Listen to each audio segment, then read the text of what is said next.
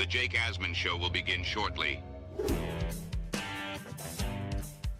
Thanks to all these great Patreon members who help support the show. Get your super chats ready. Jake will be here in just a moment. If you love the New York Jets, this is the place to be.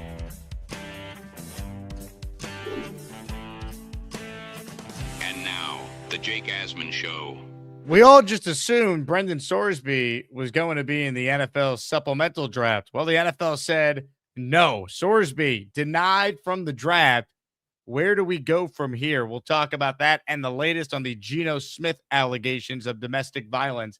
That and more. Joe Blewett stops by. It's the Jake Asman Show. Let's hit it and get it started. We're sitting in here, we're excited as hell. Now it's time to get to work. Are you a happy guy? Oh my goodness, let's go! I haven't felt joy talking about the Jets in a long time. When they announced it, I went, yeah!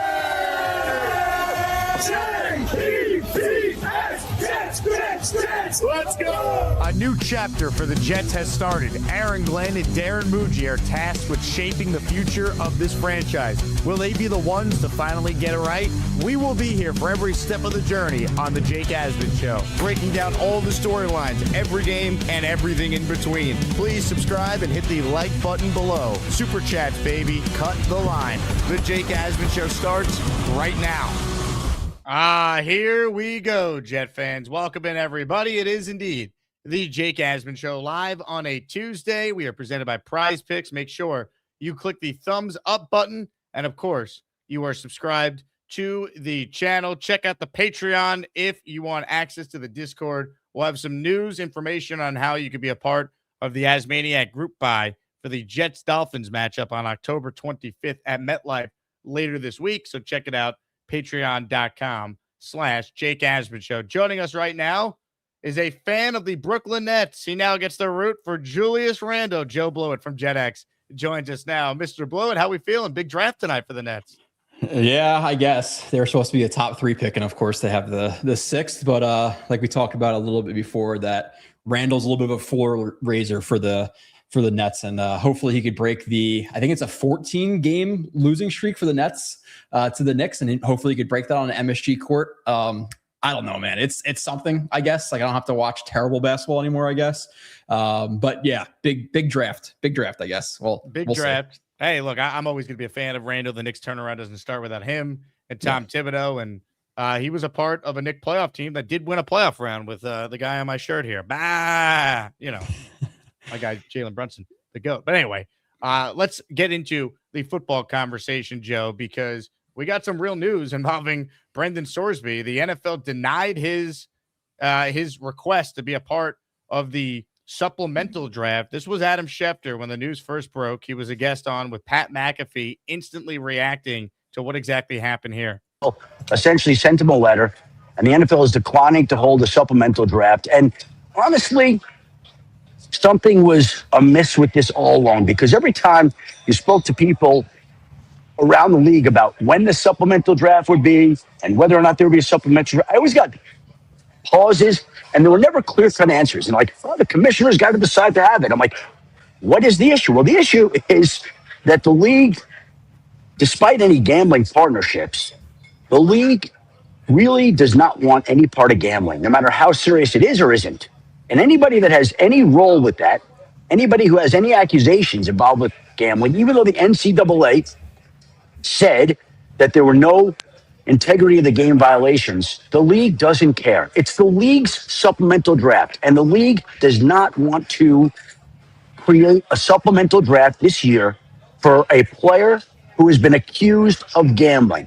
They don't have enough time on games of a school that he was at, even if he was in his dorm room and the team was on the road at the time. And so right now, Brendan Sorsby is won legally, but what option is he going to have? They're not going to have the supplemental draft. It's going to come and go. The league's just going to kick the can down the road, and Brendan Sorsby is going to, I think, wind up spending this season, maybe beyond, this season, certainly, out of football, watching and getting ready for what he hopes would be the 2027 NFL draft. So Schefter in that cut there says, well, what's Sorsby going to do? Sorsby's attorney told ESPN's Pete Thamel, quote, it is a violation of the CBA and law to not hold the supplemental draft. We will pursue this immediately with the NFLPA. Here's the question I have. He's not in the NFLPA. He's not an NFL player yet. Mm-hmm. So would the NFLPA even preside over this and try and support Sorsby? I'm not quite sure where things go from here. You do know there's going to be more lawyers involved in all this, but look, from a Jet lens, we were certainly going back and forth whether or not it made sense for the Jets to be in on Sorsby. But as far as I'm concerned, I didn't really want the Jets to be in on him that much. So I'm fine with whatever happens. It's kind of wild that we all just assumed this was going to be a no-brainer. He'd be in the supplemental draft. And then boom, just like that, the NFL is saying, nope, not so fast. Thank God I don't have to do a review on this guy. I didn't want to in the first place. I didn't want him. We spoke about it for months now. It's just very interesting to me that people were like, oh, well, he's worth a third or a fourth round pick, or he would have been a third or a fourth round pick in this prior draft. And then after all of this stuff that happened, he's still worth a third or a fourth round pick. Like, you have to account for all of this stuff.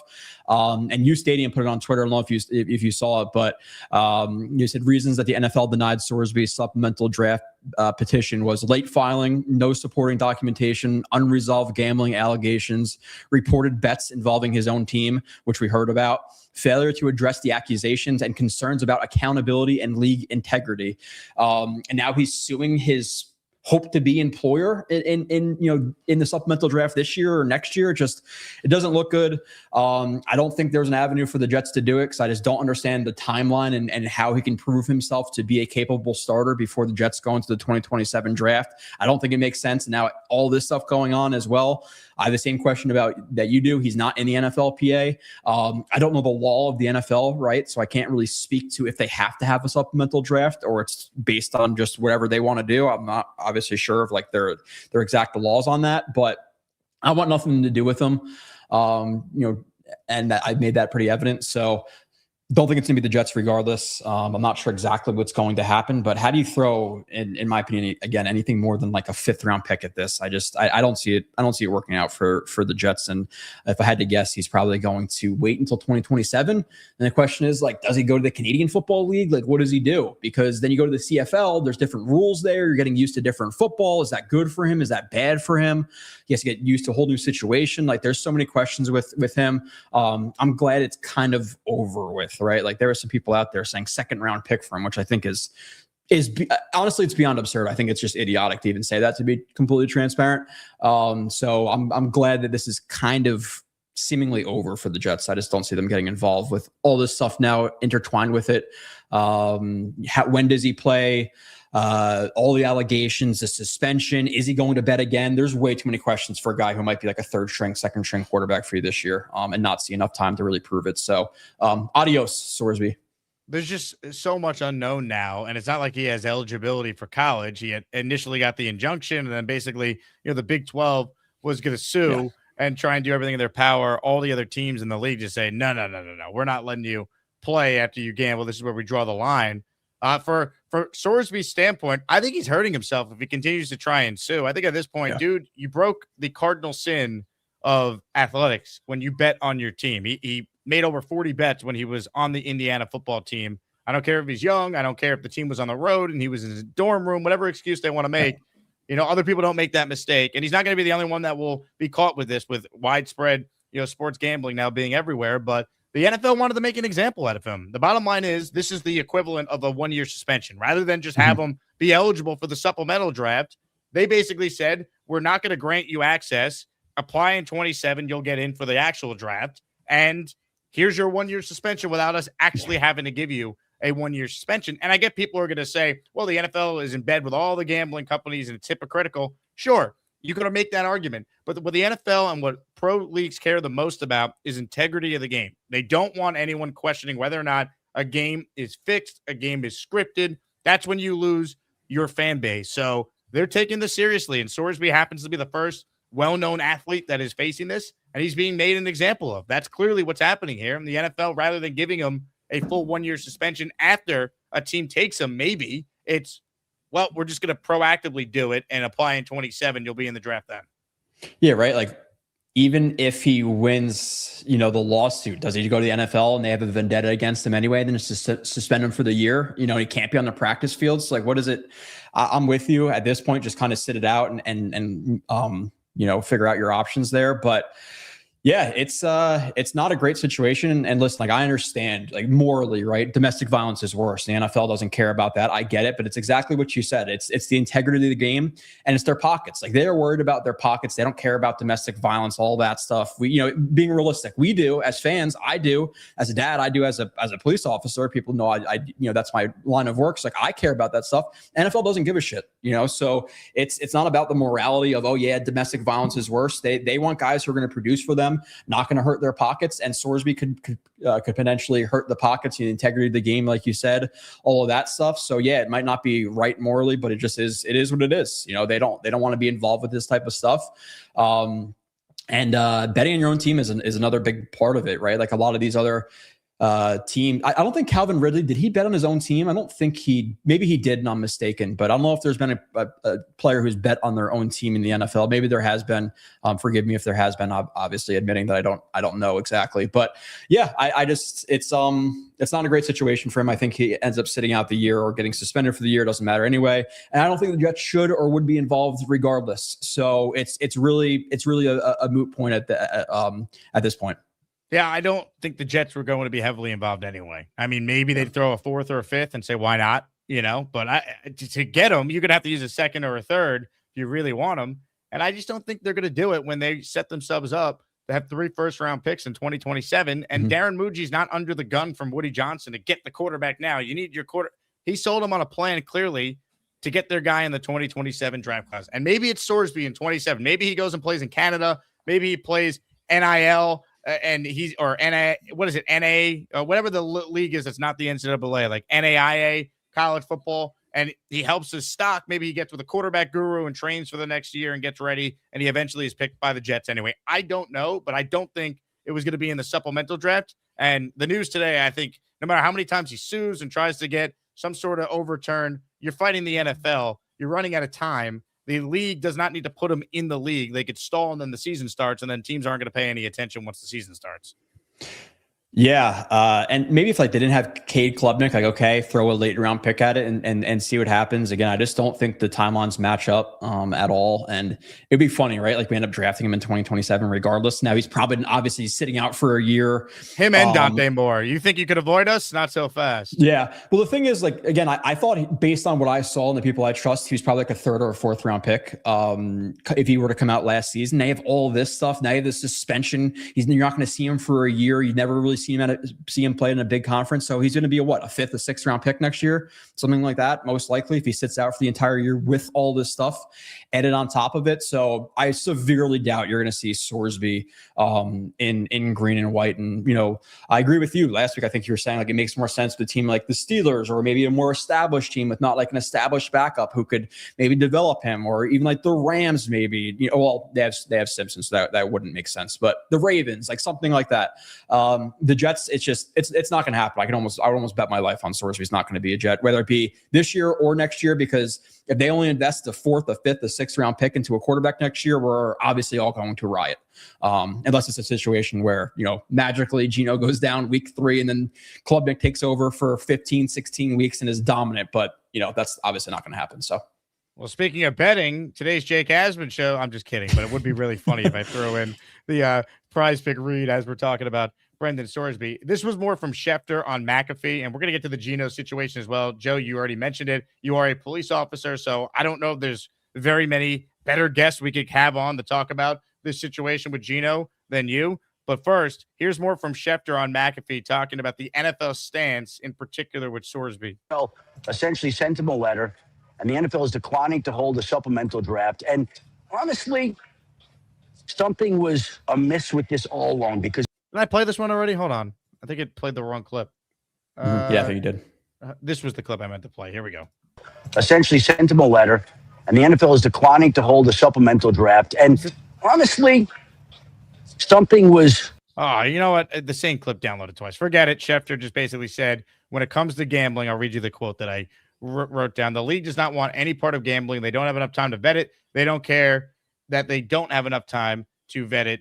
They essentially, the NFL was like, we run the supplemental draft. We don't need to grant him access. And again, it goes back to my theory. Rather than give him a 1-year suspension, which tells you, by the way, the team that had Sorsby, you would have to worry about him being suspended by the league for this.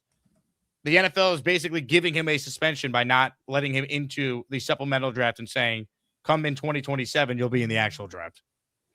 Yeah. Again, I don't think he plays regardless. So why fight that hard for it? And like you Stadium said, that he's not showing remorse for his betting and stuff, late filing. So it's just really, really messy. Well, I think that's on his legal team, right? I think the legal team probably just like filed for the supplemental draft and thought it was a shoo-in, he can get it. Like, I wonder if they knew there was a chance he'd be denied if he didn't show contrite in his like applying for it, that this could happen. But again, we've never seen the NFL do this before, so I don't even know how his legal team is supposed to know that you have to show contrite in your application. I mean, they let Josh Gordon into the supplemental draft, and he was dealing with drugs. Terrell Pryor at the time broke NCAA rules with signing a bunch of autographs under the table. Ahmad Brooks didn't have grades. Like, the NFL is drawing a hard stance that you gamble, no way. We're going to try and make an example out of you. Yeah, again, I don't know like all the laws of the NFL. It's a private business, right? So I don't think anybody has like necessarily the right to play in the NFL, right? Like, could they? Again, and this is just a question. This is silly, but like, can they just ban a guy because they don't like him? Like, is that possible in the NFL? Like, I legitimately don't know. It's a private business, so.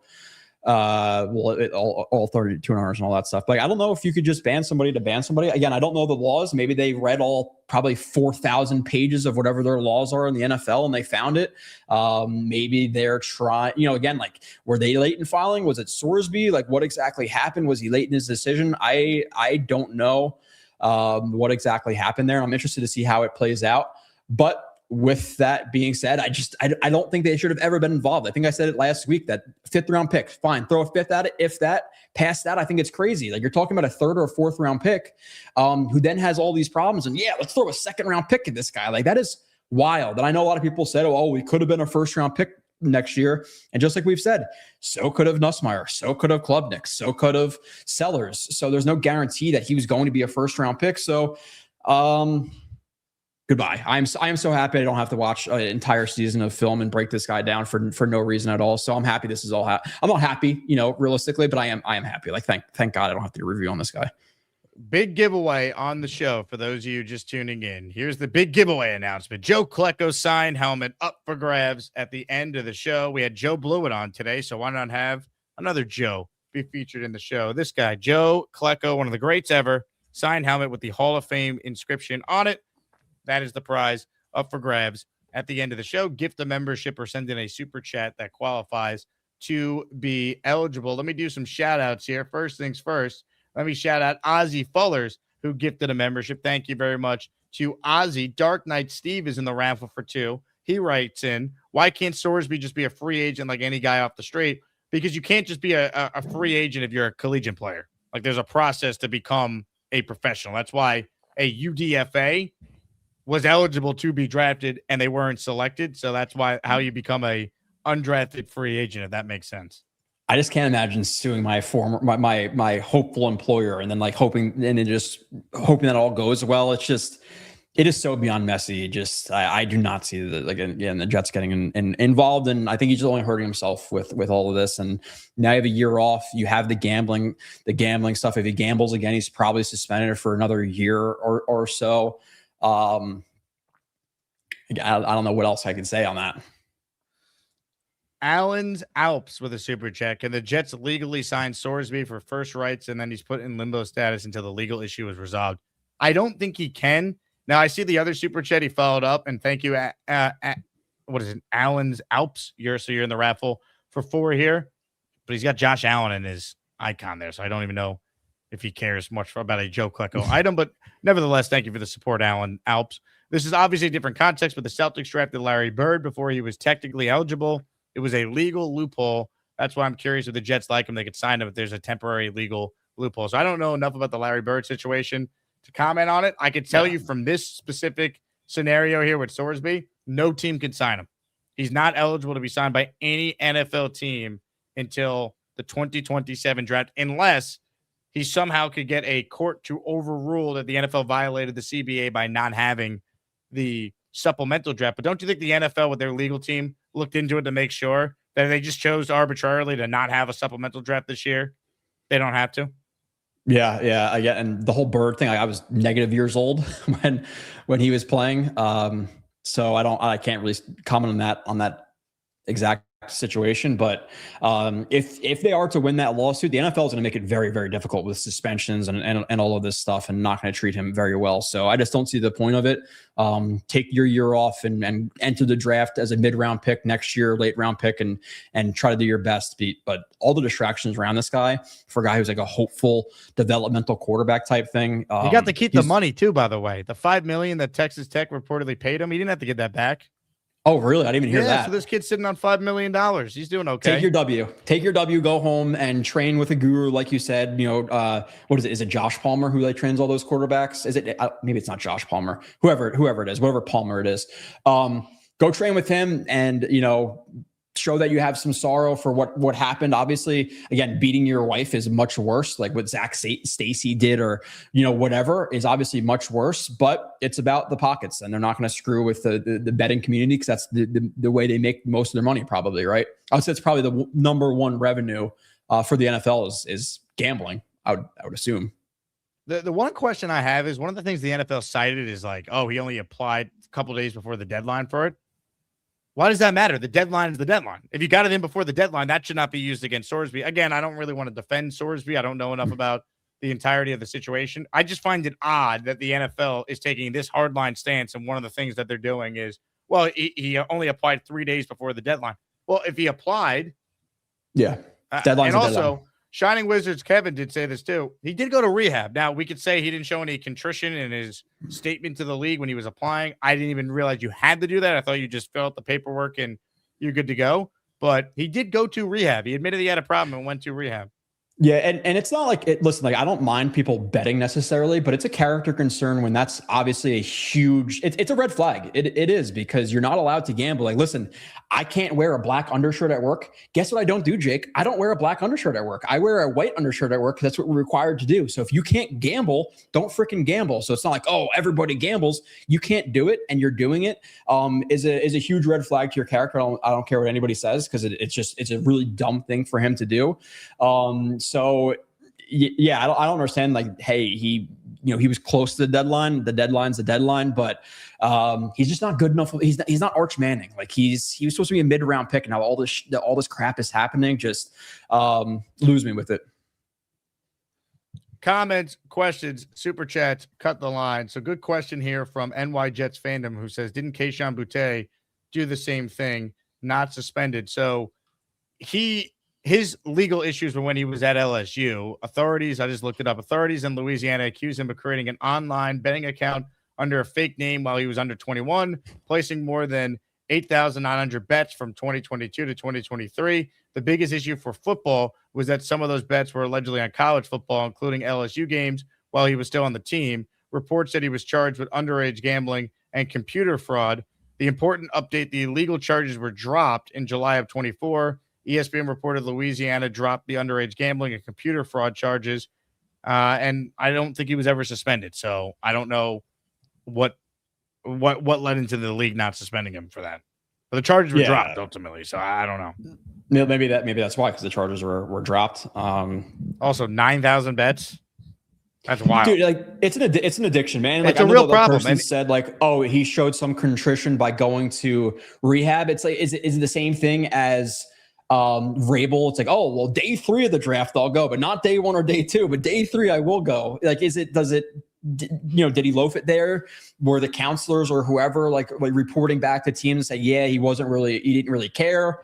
He wasn't involved in the conversations. Like, there's so much into it, but that's a wild amount of bets, dude. Like, I deleted my DraftKings after, because I bet during football season, but post football season, I just found myself like, on the can, like, the Hornets will beat the Nuggets. Like, definitely. I'm like, I got to delete this. Like, I got to delete this. So I delete it after football season, because at football I usually make a little bit, but post that I'll just bet on stupid stuff. Argentina versus whoever in soccer. Like, it's just stupid. So I could see how it is addicting to some people. But again, like, it's clearly an issue for him with that many bets. And if Like, listen, there's so much riding on his career in terms of like generational wealth for his family and stuff. If you can't put betting behind you for 10, 15 years, whatever it may be, now this is a stupid question, and I'm obviously pretty uninformed in this. Like, can he bet on Devils Rangers, or is it just football he can't bet on? Well, the issue with Sorsby was he was betting, one, underage, right? So it was illegal what he was doing. And two, he was betting on Indiana football, which you can't do. You could bet on other sports. You can't bet on the sport that you play. At least I don't know the exact rule for the NCAA. Yeah. Like, if you're a Major League Baseball player, you could bet on an NBA game. You could bet on a football game. You cannot, under any circumstance, bet on another sport at all. And you can't bet at the facility that you're at. Yes. I think really for anything. I That's think how they got Ridley, right? I think he was betting at the facility, and like they figured that out somehow. Didn't Jameson Williams get popped for a suspension because he was betting on a different sport, but he was betting while he was at the Lions facility? Maybe it was Jameson Williams. I know it was either him or Booty or Boutte, whatever, however you say his name, who was betting at the facility, and they figured it out that way, and that's how he got. But yeah, dude, like if he could bet on hockey or on baseball or on horse racing, whatever, and you still have to bet on the NFL, again, it shouldn't be that hard. It really shouldn't be that hard to not bet to get generational wealth. Again, like I get it. It's not a big deal necessarily, but for the integrity of the game, you can't do it. You know the ramifications if you do it and you still are doing it. It's a red flag to your character. Just straight up. Again, if somebody started showing up in black shirts all the time and said, screw it, I don't wear black shirts, and they kept getting in trouble for it, then clearly there's some character concerns there. Like, just don't do it. It's dumb. I'm sorry. So amen. Joe Blewett is our guest. All right. We're leaning into it. We are presented by PrizePicks. Joe Blewett, Garrett Wilson, more or less 4.5 touchdowns. This is one of the many Jet future odds you could place some player wagers on over at PrizePicks using code HMA when you sign up. You go in more or less on Garrett's touchdown number there. Yeah, I would go more on both. I think some of the other predictions for some of the other guys, like you see, I looked at Sadiq. I think the Sadiq the other day was like 450 or like maybe like 500. That might be a little bit high, but I think for Garrett Wilson, I think he's going to get peppered with targets. I'm expecting Garrett Wilson to be closer to 1,100 yards.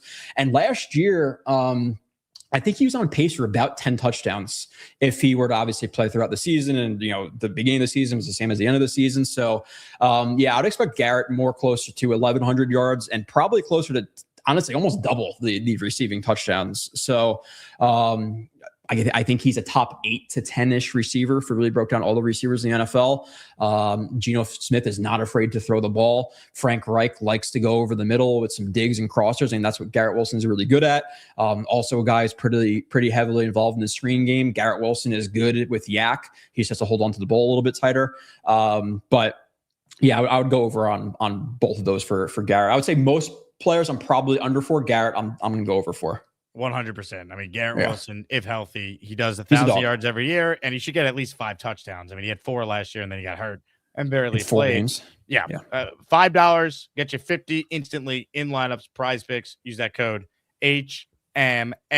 All right, serious thing I want to hit before we get to an even more serious thing, or not even more, but a very serious topic, obviously, with Geno Smith. One of our own is going through something very tough today. I found out before the show that the great Mimosa lost her dog, Stella, after 10 years. So I wanted to just dedicate this afternoon stream to Stella the dog. Mimosa's emoji is in part paying homage to Stella, but Mimosa, anyone who's watched the show knows how close Mimosa is to her dog, Stella. So I found out before the show today that Stella unfortunately passed away, was going through a lot of health issues. Big Jets fan, as you see in the photo there in the top right. So RIP, of course, to Stella, who's always watching the show, I was told, when Mimosa had it on in the background, of course. So shout out to Stella, gone, but certainly never forgotten. Pets are the best. Dogs are the greatest. So sorry you're going through this, Mimosa. And of course, hang in there, and may Stella's memory be a blessing. Yeah, I got more sappy after I had kids. Like now I see some of those Instagram videos that try to drain the tears out of you for like some of those dog memory thing. Like I don't get involved with the dog stuff, but yeah, they are super innocent. So yeah, it's tough. It's tough to lose one. Brutal. Absolutely brutal. Hang in there, Mimosa. We appreciate your support. Super chat from Nick, who says, Joe, I'm also a cop in KC. That's right, Nick. I met Nick when I was in KC for the draft a bunch of years ago. Why do they make you wear white? That's dumb and dangerous. The white triangle can get you killed. Police admin suck. So I know nothing about this, Joe, so feel free to explain. It's just like when you obviously we wear all black and stuff, and you see the white, it's a good aiming point for people to shoot at. It's like the midpoint, it's the chest. So that's what he's talking about. And yeah, it is kind of stupid, but it is what it is. It's just to look all, I guess, good. White's better than, I guess, black in their opinion for colors to wear at work. So whatever. I abide by it because I don't want to get fired. Just like I wouldn't gamble if they said I couldn't gamble, I wouldn't gamble. Said I couldn't smoke weed, I wouldn't do that. If they said I couldn't drink, I wouldn't do that because I like a pension. So like it's just like what are we doing here? Having to gamble. Oh man, in my sink I saw by M123. I'm sure we'll get into that soon too. All right. Well, so here's the latest with Gino. The 911 call that the woman made to the police. Yeah, was acquired by the New York Post. TMZ also posted it. So I pulled it. I haven't heard this yet, Joe. So I know you've seen the initial video that made the rounds. Mm-hmm. Now here is the 911 call about that the woman accusing Gino of assault. This is the call that she apparently made. 911. What's the address of the emergency? Okay, for verification purposes, can you please repeat the address?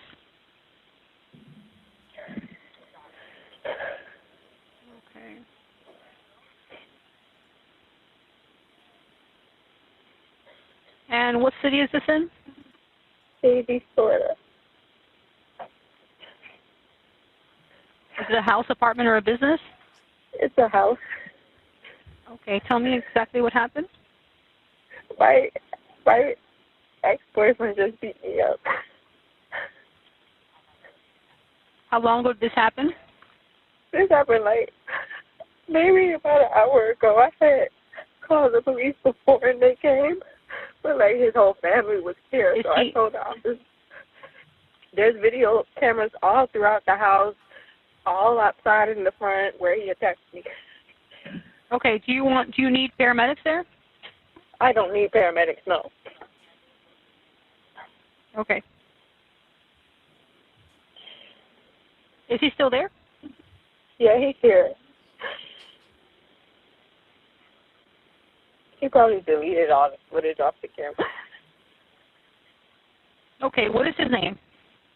His name is Eugene, Eugene. Last name is Smith.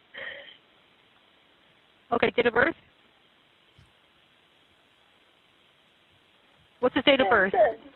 10/10/90. Is he white, black, or Hispanic? He's black.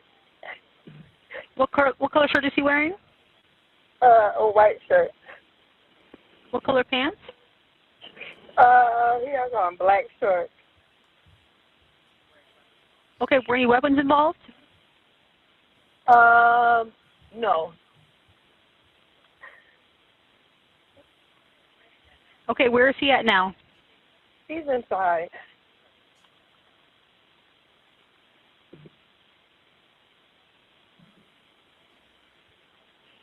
Okay, what is the phone number you're calling me from?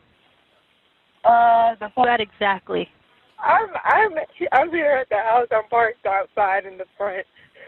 I'm in a gray Porsche.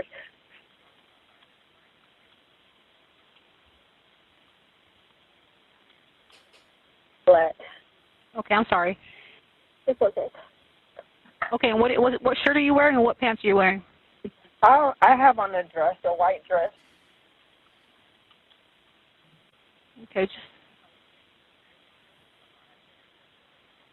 separated from him, okay? The first available unit is being dispatched out to you, okay? Okay, thank you. Call us back if anything changes. Okay, thank you. All right, so that from TMZ. Your thoughts on what you heard there, Joe? There's really nothing there. So the first question I'm asking when I get there is, where are the marks? Geno Smith, NFL quarterback, big dude. He beat you up. Where are the marks? Right? Is there a complaint of pain? Clearly, she didn't. Again, and this is New Jersey laws, so I'm not sure how Florida works with like complaints of pain and stuff. But if she's claiming he hits me, my stomach hurts, my chest hurts, Jersey, have to arrest him. There's a mark. As long as it's not defensive wound, have to arrest him. So with her saying that stuff, that he beat her up, and there's no marks, there's no complaint of pain, at least in New Jersey, he doesn't get arrested. And then after that, I don't know exactly when she recorded him, if it was after the 911 call or before or whatever it was. But in my experience, this is stuff I would ask. And again, I have to sift through plenty of bullshit to just be, frank here. If you were terrified of me, Jake, would you be chasing me around with a cell phone recording me, or would you probably leave the scene or get distance? Right. So like, that's the thing I'm going to ask as well, because if you're afraid of me, you're not going to do that. And I know they're looking into it like after the fact, and maybe that's because it's a huge story and they just want the detective to look over the report so their I's are dotted and their T's are crossed. But I've never seen a situation where I've went to a domestic incident and there's an arrest post domestic incident. So they may be looking into the gun and like neglect or whatever with the kid and it being in a spot where the kid could get it. Maybe that's what they're looking into. I severely doubt it's going to be domestic related if they do charge Geno Smith with anything. It might be involving with the gun, which is not an automatic gun. It looks like an AR. I have one like right here above me. So it's a gun you can have in Jersey. It's definitely a gun you can have in Florida. As long as there's not like certain attachments and magazines, restrictions, whatever else it may be in Florida. But an arrest wasn't made, so I'm not buying it. Now you can question like certain things about who does he surround himself with? Why is he surrounding himself with these people? Realistically, I don't know what I don't know who this woman is, but it's very, the power of I don't want to say this, I'm gonna get in trouble. The power of, let's just say, sex is it's powerful, right? So you could link up with a guy, make him seem like you're a great girl, and try to get into his pockets. Like I'm not trying to like blame the victim here or anything like that, but it's very easy for Geno Smith to be fooled by somebody for a week or two. This lady starts living at the house, claims domestic violence. I'm afraid of him. She then can go to the police station if she is afraid of him, get a judge on the phone, get a temporary restraining order against him, get him kicked out of his own house. And then she's living in a mansion because he was dating her for a week or two. So like, it's not something where I think we have to give a little bit more like, we have to be a little bit more patient with evaluating these situations. Like, oh, Geno Smith's a piece of crap. It's very easy to get roped into this type of stuff, especially when you're, a single guy, you have a bunch of money. There's females throwing themselves at your feet. It can be kind of hard to sift through who's a good person, who's not a good person, whatever else it may be. So it could be a money grab. It could not be a money grab. And maybe it was real. I just don't see a 6'4" NFL quarterback beating you up and you not having any marks. It doesn't seem legit to me. Now I could be wrong. And if she was actually abused, then obviously, take Geno out to the woodshed, full extent of the law. It does seem like a bunch of horseshit to me, just transparently. Well, then you also have the actual mother of the child coming out saying that Geno's a really good father. Keep my kid out of this. He doesn't need to be a part of the dysfunction. I mean, again, there's no evidence of Geno hitting her. Like, there's no videos of it. Like, she's referencing like the cameras, but like, again, there's no evidence, like visual evidence of assault. You brought up the fact that there were no arrests that were made. Were there any like marks of bruises? And that's like mandatory too. And I think that's for Florida too. Like, again, like, and I don't want to give people like pointers on how to get their people arrested or anything like that. But like, if me and you were living together and that's a domestic relationship, again, I could quite literally just take a knife and cut my wrist a little bit and be like, oh, he grabbed me really hard, or like injure myself and then say it was you're arrested, or complain of pain, you're arrested. So like, it is very, like, that's the one area we really don't have much discretion on, is domestic violence. And it is very, very easy to get somebody arrested. So them showing up to the scene, doing an investigation, and him not getting arrested. Again, I've never seen a situation where we go to domestic and then a detective investigates it further and then an arrest is made just based on the domestic. Again, I think that if the detective is looking into it, it's probably involving the gun, or it could be a thing where like, hey, the main dude who took this report kind of sucks at report writing. Let me fix up this report a little bit so when TMZ gets it reads really cleanly. But yeah, I don't see any charges coming with the domestic violence stuff. And like she said, charges pressed. You could press your own charges. You could file a complaint against me right now for harassment. But if it's not found in court, then it doesn't really matter. You could press charges against anybody for anything. It's about if it's founded. So we'll see. I'm not personally buying it, from my experience. Again, obviously you have to investigate it further. I wasn't there. So I can't speak exactly for the officers, but based on my experience, I'm smelling a little bit of BS. Could be wrong, transparently. I don't want to blame the victim or anything like that if there is a true victim. But a lot of these situations happy with money grabs. I see a lot with like a guy who's really rich with maybe a girlfriend who's a stay-at-home girlfriend, or like she's kind of just clinging on to him a little bit, and they try to get their money. That happens quite a bit. So no arrest made. I'm not buying it. The AR thing, listen, maybe he's cleaning it in his tub. We don't really know. It looked like it was like a garage or something like that. So maybe he is cleaning it. Maybe he's. Gina just beat my ass. That's why. She coming here.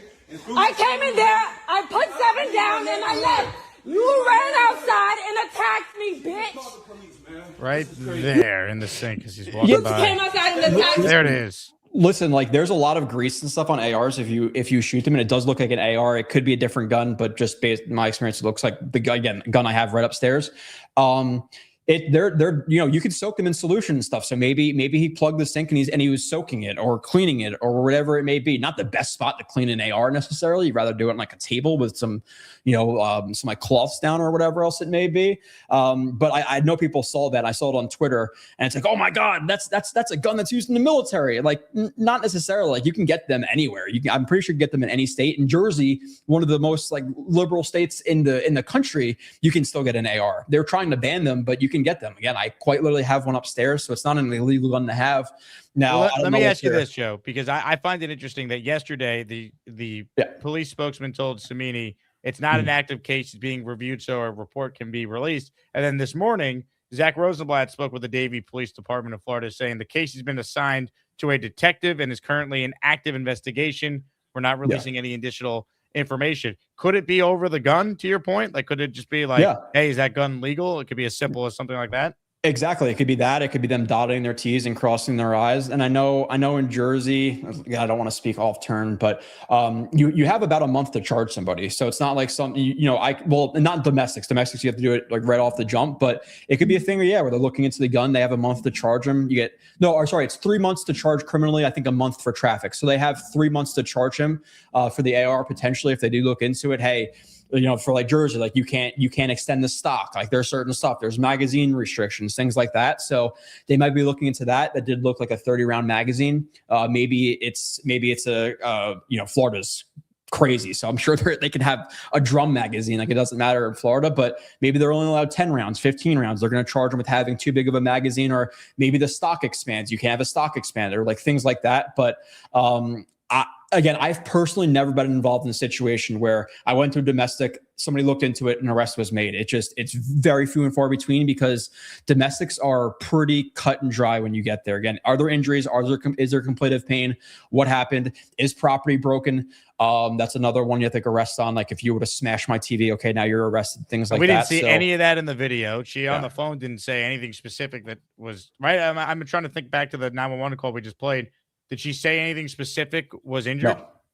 Yeah. No, she just said he beat my, I think she said he beat my ass. But listen, again, like if you beat somebody's ass, they're going to have a mark. Like that's just, again, unless they're he's 6'5", he's an NFL court, like he's a professional athlete. Like you're going to have at least redness. You're going to have something. You're going to have an injury that even if I said you punched me in the stomach, my stomach hurts. You don't even need to see a sign of pain or a sign of injury. Even just a complaint of pain, at least in New Jersey, I'd have to arrest on.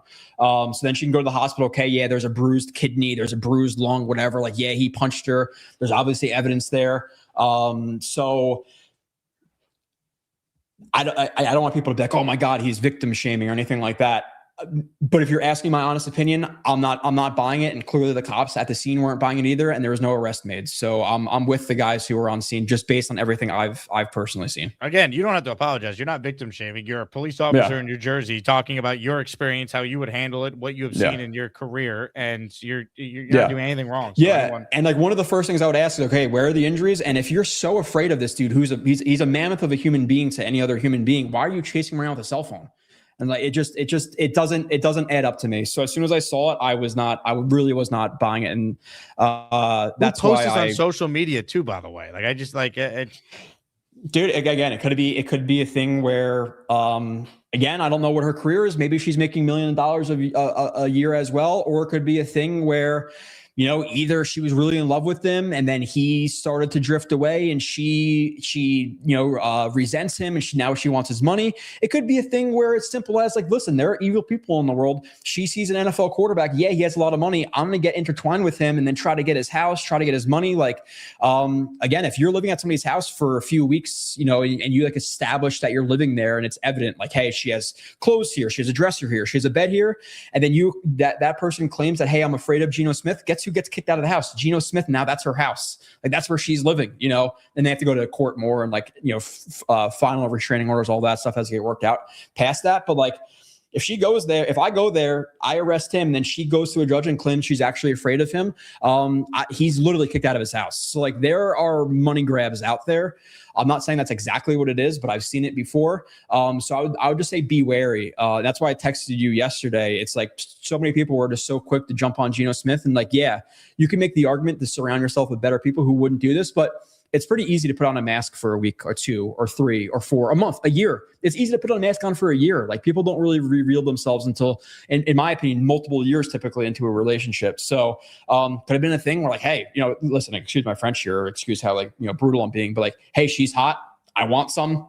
He's getting on with her for weeks and weeks and weeks, and then he's not feeling it, and she resents him, and then hey, I'm gonna go after your house, your money, all that stuff. So I would definitely advise to chill out on Geno, because again, based on what I've seen, I'm not buying the whole situation. What does your gut tell you happens now with the detective looking into it? Like based on your experience, your knowledge of it, where do we go from here? M123 says, Jake, don't live with Joe. Yeah, I can't be involved in any domestic situations because my gun gets taken away immediately. So you really have to trust your wife as a cop. Yeah, I don't think anything happens. Maybe he's charged with like a magazine that's too big, or a stock that expands, or maybe he has some type of grip on it, or like a foregrip that's not allowed in Florida, or whatever it may be. I don't see anything domestically happening. Again, maybe it's the gun, maybe, but that's the most I could say. Yeah, I'm with you. Again, I'm not a police officer. I'm not there. I don't know this woman, but that's kind of my read on it. Now, there's a guy that is called in. I don't want to reveal exactly what he does. Maybe he will when he joins us, but he's one of the all-time greats. I see this guy on a bunch of Asmaniac trips over the years. I don't know the last time he actually called in, but I'm glad he's on the line. Dark Knight Steve is with us now. What's up, Steve? Hey, what's up, guys? So I just wanted to opine briefly on what's going on without commenting on the investigation, but I've been on the job for 25 years, and much of it here in Florida. Long story short, from the football perspective and for the Jets, this is not going away anytime soon. What I suspect, and I'm going to speculate a little bit what happened, as I know some of the politics and things that go on in this area down here in South Florida. I suspect officers responded. Much of what Joe was saying happened. They probably didn't see injuries, or they didn't have probable cause to make an arrest, or they just took the initial report, or didn't have enough to even make a report. And then when things started to come out publicly, when things started to get out in the media, Davey had to then circle the wagons and then look at it. And what's probably happening now, and this is kind of common because we do follow up in Florida with domestics, they probably got the information, are reviewing it for a variety of things, not only just the video, but the 911 call as well. They're going to probably bring the victim, for lack of a better term, the alleged victim in. They're going to take a statement from her. A detective will take a statement from her, look at the report from the reporting officers, and then they're going to start to look at some of the things. On the tape, she says, there's cameras all over the place, but he might have deleted it. If Geno did something like that, and believe me, we can tell if there was video footage that was deleted, he may catch a charge for that. It's probably not going to get cleared up, at least all the way, prior to training camp. So this is going to be a distraction. They're going to probably bring her in. They're going to grab a statement from her under oath, officially done by a detective who does this, professionally for a living, not just a responding officer who's going to take some basic statements and is worried about the next call, but someone who's going to really sit down and do a focused interview with the victim and on a variety of matters, not just a potential assault and potential domestic violence situation here, but just on a domestic violence situation real quick. Here in Florida, we have a law where even if the victim decides not to press charges later or cooperate, the state of Florida can still go forward and actually charge the defendant, Gino here, again, for lack of a better term, I'm not passing judgment yet. They can still charge him with a crime, a variety of crimes, anything from tampering with evidence to the assault to a variety of things. Florida also has a charge where, say, for example, she tried to call 911 and she gives this in her statement, and they determine this happened, or he's destroying evidence and he prevented her from calling 911 in any way, shape, or form. That's a charge in the state of Florida. So Gino may have not, hit her, but maybe did some activities after the fact that could have actually been charges as well. So again, not knowing the situation, not having any inside information, just somebody who's been in law enforcement for 25 years, much of it here in South Florida. Gino's going to have some issues. It's going to drag on. The Jets are going to have to sign a real backup. They're going to have to sign potentially another person who's going to have to take snaps, because unless all of a sudden this comes out and it's, a really big nothing burger, this is going to drag on. This is not going to go away. And wait, Steve, let me ask you something though, because sure. Let's say he's not charged, but there's still an open investigation. Like, how's that any different than what Josh Jacobs is going through, where there's alleged domestic violence there and the Packers are letting him practice? He's with the team. The NFL has already said they're not going to make any ruling until the legal situation plays out. Like, Gino, if the Jets think he's innocent, even if the investigation is still open and ongoing, like, he could still practice with the team. There's not going to be any NFL suspension that would stop him from being able to be with the Jets. 100%. But I think what's going to end up happening is it's not going to go away. It's going to linger. And then will the NFL get involved with the personal conduct situation, right? That's really what it comes down to. That's, I think, where there could actually be the most problem for Gino, is all of a sudden some of this surfaces, it looks bad. And next thing you know, there's the personal conduct side of it, right? Even if all of a sudden he goes through everything, charges are dropped, it's nothing. But again, the NFL sees that there was things he should have done differently, or it was bad, or there's the issue with the gun, right? Which, again, in Florida, that gun looks 100% legal. Again, from what I could tell briefly, he, as long as the Jets are okay with it, he'll be able to practice, but it's going to be, again, a distraction. It's going to come up every day. They're going to be talking about it. It's going to be in the media. It's going to be until the next situation comes, and probably until really we start getting real NFL news again. We're going to probably see this a lot more than we probably would.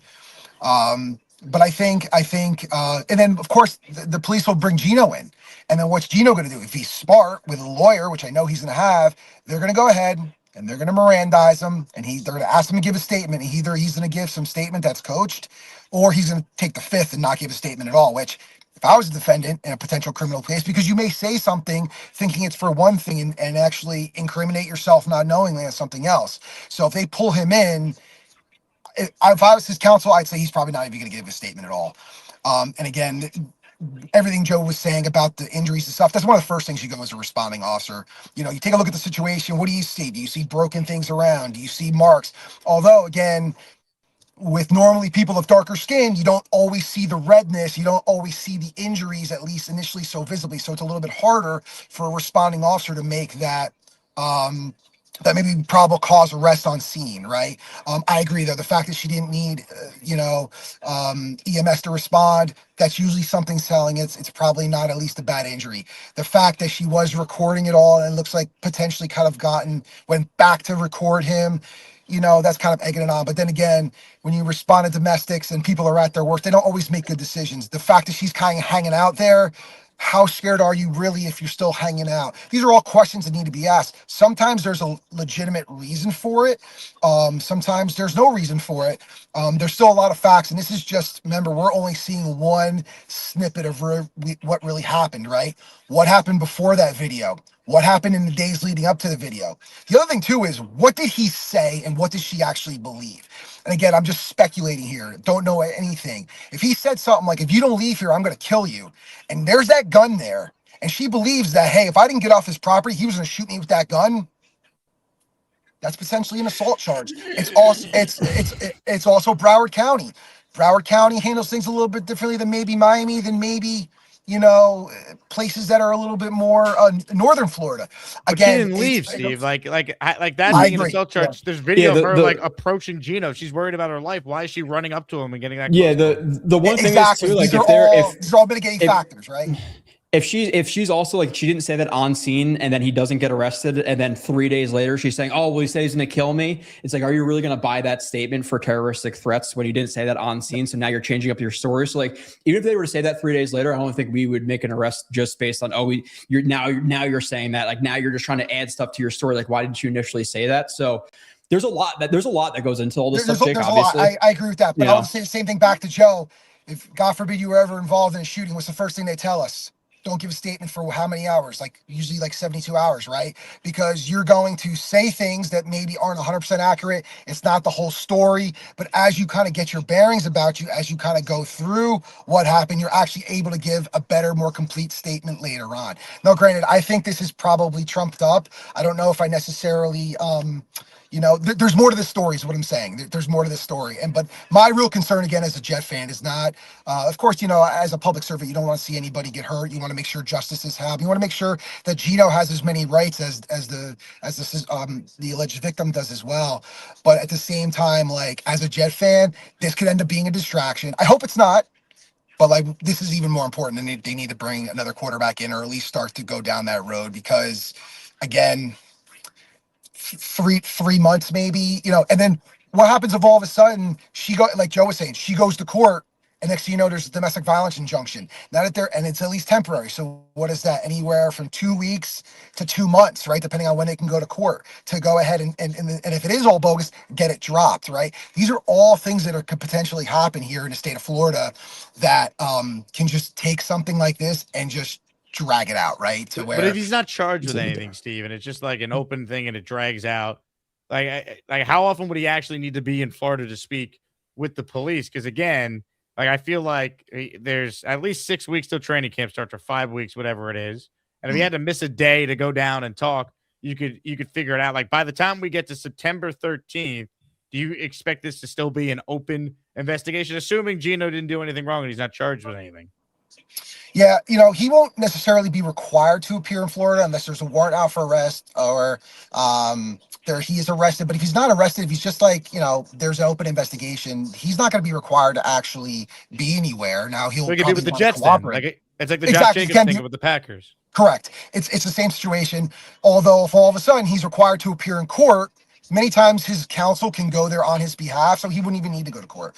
There are times when you have to go to court where you do need to make the appearance for whatever reason. Like, say, for example, it's an initial appearance because he is being charged and he actually would have to be there, right? Or there is a warrant out for his arrest. I hope it doesn't get to that point. I hope this is just, one big nothing burger for not only the football fan in me, but because you don't want to see people go through this kind of stuff on both sides, right? So I just feel like from a fan perspective, the Jets it's been great so far, considering it's just one of these things where you don't want the distractions. You want them to focus on football. And I just hope this doesn't, really detract from football. Amen. Steve, great call. Good to hear from you. You got to call in more when there's not a alleged domestic violence incident with one of the Jet players. Absolutely. Thanks, guys. Take care. Dark Knight Steve, check it in. Good to see Steve back on the show. What did you make of some of what he was saying there, Joe? Yeah, Florida's a little bit different. Like, we don't follow up with domestics like that. The tampering with evidence thing could be legit. I don't know how Florida works with their electronic warrants. Like, for Jersey, like, you have to get a warrant for that to look over his all of the stuff for the security camera. Again, I don't know how Florida works with all that stuff. Again, that gun looked legal in New Jersey. Florida, again, Florida, you could probably have a bazooka running around the streets. It's just like a crazy state. So I'm assuming it's legal there. The evidence thing is legit. Again, for us, like, for me personally, if you're not going to say on scene that he said he was going to kill you, and then 3 days later you come in and claim it, that's usually something we're not going to buy into, because then why didn't you say it on scene? And I get like Frank's point, and everybody looks at it differently. I'm just saying, like, my department and in Jersey, but feels like, okay, you're trying to change your story because an arrest wasn't made. You're upset again. Why didn't you say it? There's a lot there. That he said. Obviously, again, it's a little bit different of a state. I know with Jersey, we can be a little bit more lenient with having to appear at court. Sometimes you can appear at court virtually with Zoom. COVID changed a lot of that. So Yeah, it may drag on a little bit because she may be claiming a lot of stuff. It can go on for months. Again, you can do like a criminal investigation, at least in Jersey, for 3 months after the incident. So the incident was I don't know what 2 days ago. So they could be looking into this until August. But yeah, based on everything, I'm going to say it goes pretty much nowhere. Maybe there's again for the gun, maybe for, okay, there's a kid around, he has access to it, charge him with that. Okay, that may be a thing. Maybe the kid wasn't home. Maybe it's locked in there in the garage and only Gino has access to it. Like that's a possibility. So you have to look into quite a bit of it. But it bothered me when on Twitter. I think people tend to, accuse people, and that's what people just remember. They don't actually follow up and, okay, what was he charged? What happened? Like people they read headlines, oh, he's charged. Oh, now he's a piece of crap. And I think people went a little bit too hard at the bait at Gino, like, oh, piece of crap person. He has a machine gun in his sink. It's like, what are we talking about here? Like, again, he wasn't arrested. It's not a machine gun. It's an AR. I think it's illegal in all 50 states. I have one. You can get it in Jersey. I don't think anything's going to come of it personally, but you never know, obviously, right? Like, did he delete evidence? But again, if like, to me, if you were to beat a girl, I'd think there'd be a mark from Geno Smith. So did he delete the footage? I would say probably not, but you never know. Again, I can't speak to it. I wasn't there. I'm not Geno. I'm not her. Well, the UFL has already offered Brendan Sorsby a job, but I think their season's over. So I don't really know how Michael Rapoli, who's one of the investors in the UFL, tweeting that he's got a job if he wants one with the Renegades, the Dallas Renegades, how that is helpful for Sorsby, but I digress. Let's see here. A couple super chats I want to hit. Big Fellow says, Beast calling the police on Bobby Beasley sounded more serious than this woman on the phone. Thank you, big fella. Nick Shine says, Gino having problems off the field. Sorsby denied supplemental draft. NFL colluding to get us Arch Manning. Get on board, Jet fans. Yeah, hey. Enough of the Sorsby talk. I don't think he's going to be the savior. I am with Nick here. Let's get an Arch Manning. Let's get somebody legit in here. I don't think Sorsby is ever going to be the answer. I saw some people in the chat like, oh, 5th round pick, you're crazy. Again, everybody I trust who's in the NFL community said a mid-round pick this year if he were to come out. You add all this stuff, I would throw a 5th at it at best, and I may even struggle with that if he were to come out. So, Gino's not the long-term answer, and again, like, I'm not trying to say he's necessarily bad. It's a little bit concerning, right? Like, this is who you're surrounding yourself with, even though fairly I did say, like, hey, this is what some people do to try to grab money. But he had the situation, like, he flipped off the fans last year. He had the IK incident. So maybe he's not the best person in the world. And he's also a little bit older. So I don't think he's going to be the answer. Sorsby, I severely doubt he's going to be the answer. Arch Manning for the win, Nick Shine. Look, Aaron Glenn did say that Geno Smith is taking us to the promised land.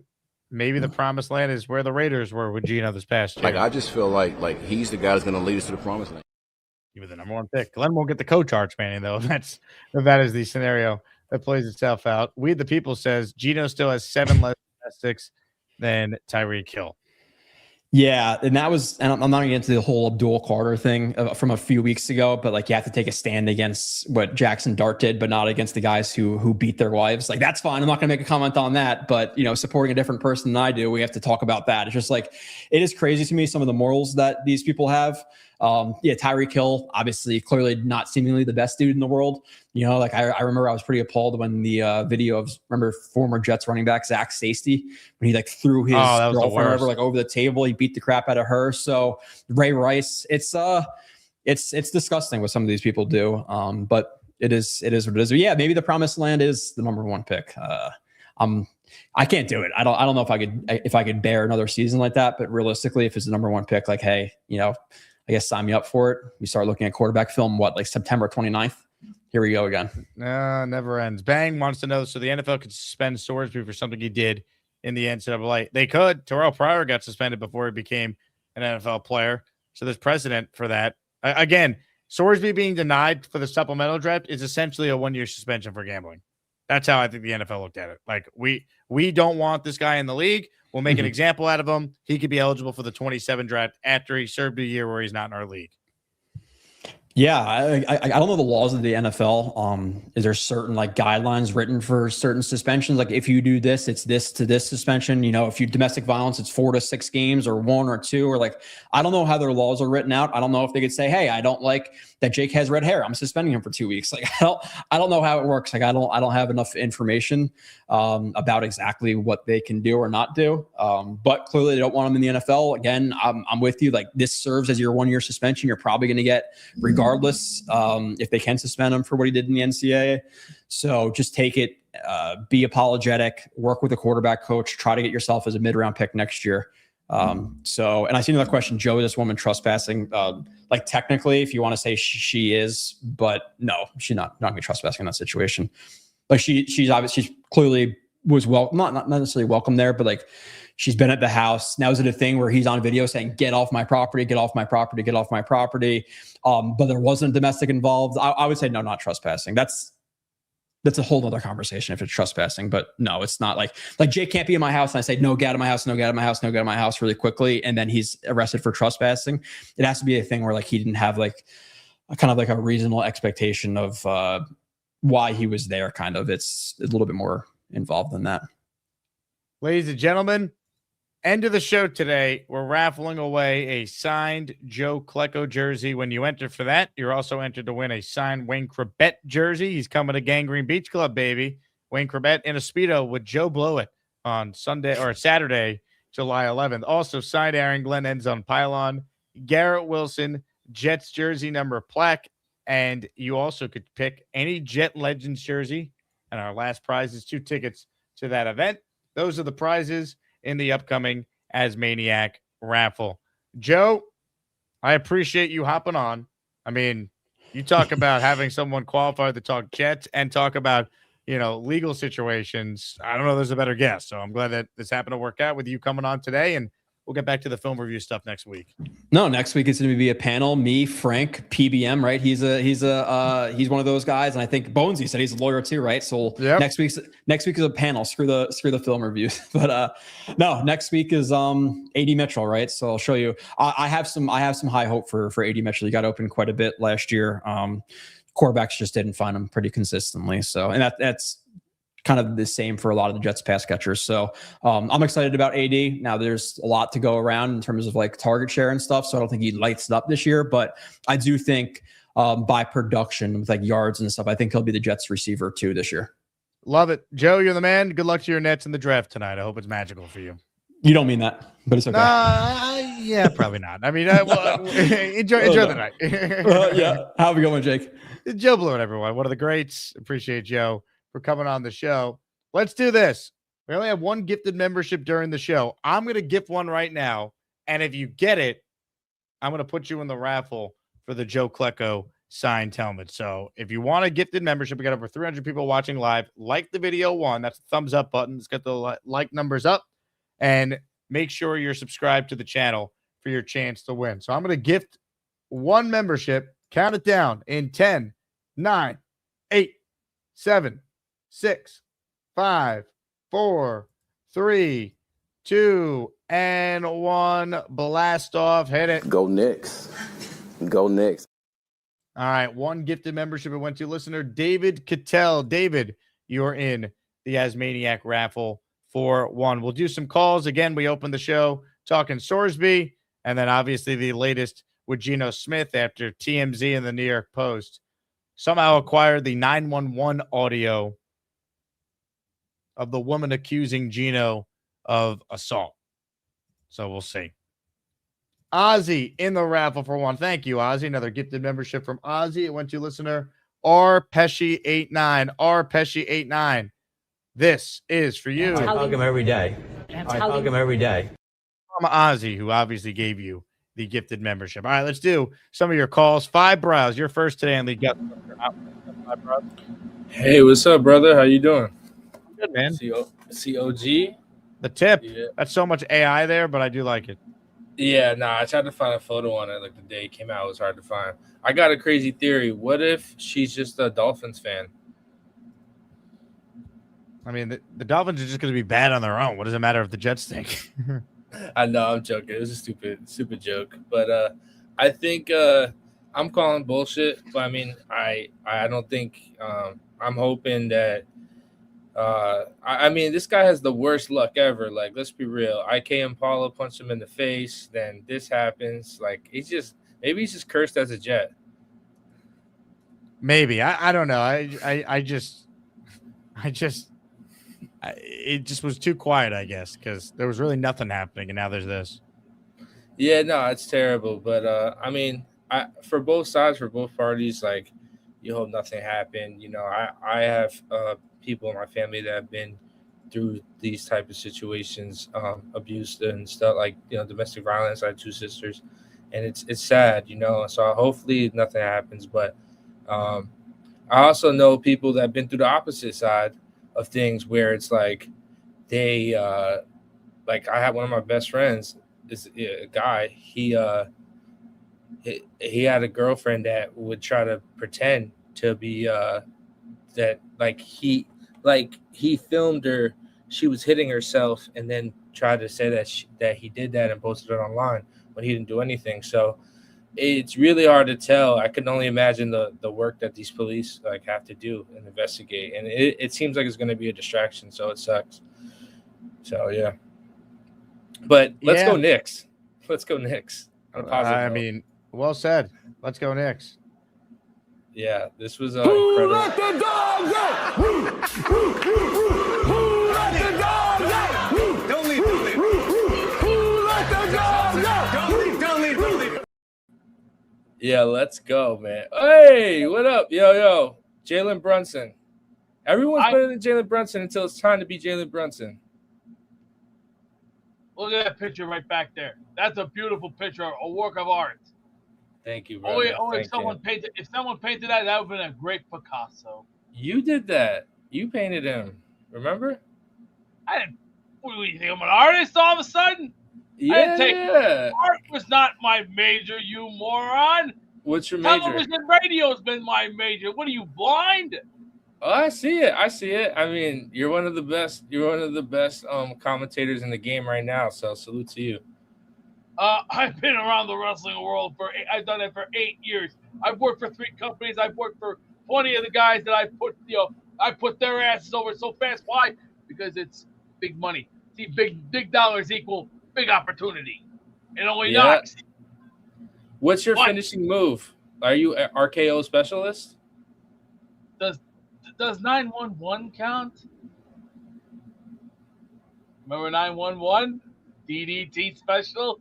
The fabulous Freebird? Yo. Dude, you're onto something there. I mean, we gotta get you on one of the WWE SmackDown live shows. I'm sorry, I don't watch that crap. I watch AEW only on TBS. And as a matter of fact, this Sunday night, rejected. Sorry. Forbidden Door comes to pay-per-view. AEW and New Japan Pro Wrestling are going to bring. Yeah, you know, B, sometimes I don't know what the hell you're talking about. Beast must be sweating out the England-Ghana game right now that I see remains scoreless. Yeah. You locked into the soccer, Beast? Yeah, I am, and I'm getting very, very, very irritated. Half the calls, horseshit. And what's the problem with England? Why can't they score a goal? Where are they playing? In the shittiest place on planet Earth. It's called shitty ass Foxborough. It's actually called Boston Stadium. Yeah, trash. Who's your favorite player on the English soccer team, Beast? So far, I like who I like so far. Harry Kane. You gotta give the credit to Harry. You guys don't got much time left. You guys got 7. Let's go. Gator says Beast thinks that because he speaks English, that makes him from England. Let's go, you bunch of blokes. Move your derated asses. You're slow. 100-year-old grandmas can play better than you. And you know what I mean by 100-year-old grandmas. You know what I mean by 100-year-old grandmas. You know. Yeah. I need my cane. Where's my walker? Let's go, ladies. Move your big dead ass and move it. How do you think Wayne Rooney has played? Get in there. Beast, how do you think Wayne Rooney has played? You donkey! What a donkey! What's wrong with you? Are you even watching the game? I already got it on the TV app. Where? It says so right there. TV app. Ah, the old illegal stream. And you know who I'd rather have calling this match? Andres Cantor and Jesse Lozada from Mexico. They can do it. But you gotta pay extra for it. Yeah, you know, B, sometimes I don't know what the hell you're talking about. All right, last call to get in on the raffle for the signed Joe Klecko helmet that I have in my hand. If you want it, gift the membership or send in a Venmo or Zelle to qualify. All right, here we go. Let's get back to your calls. A lot happening in the Geno Smith situation. A lot happening with Brendan Sorsby. And when it comes to gambling, we think of this man.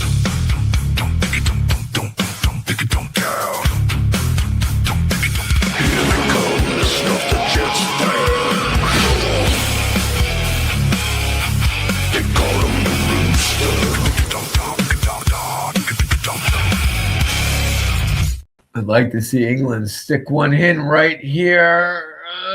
Anyway. Did you bet the English? I did.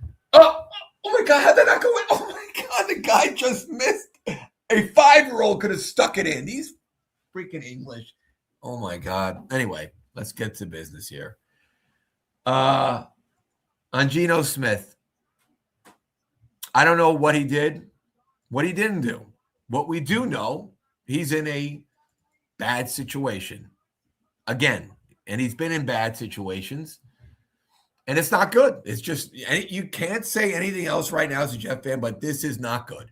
Whatever the hell is happening, whatever the hell, it's just not good right now. I mean, you know, he has had his character has been in question before, and I don't know what he did or didn't do, but something happened that he's involved with again when he's quarterback with the Jets.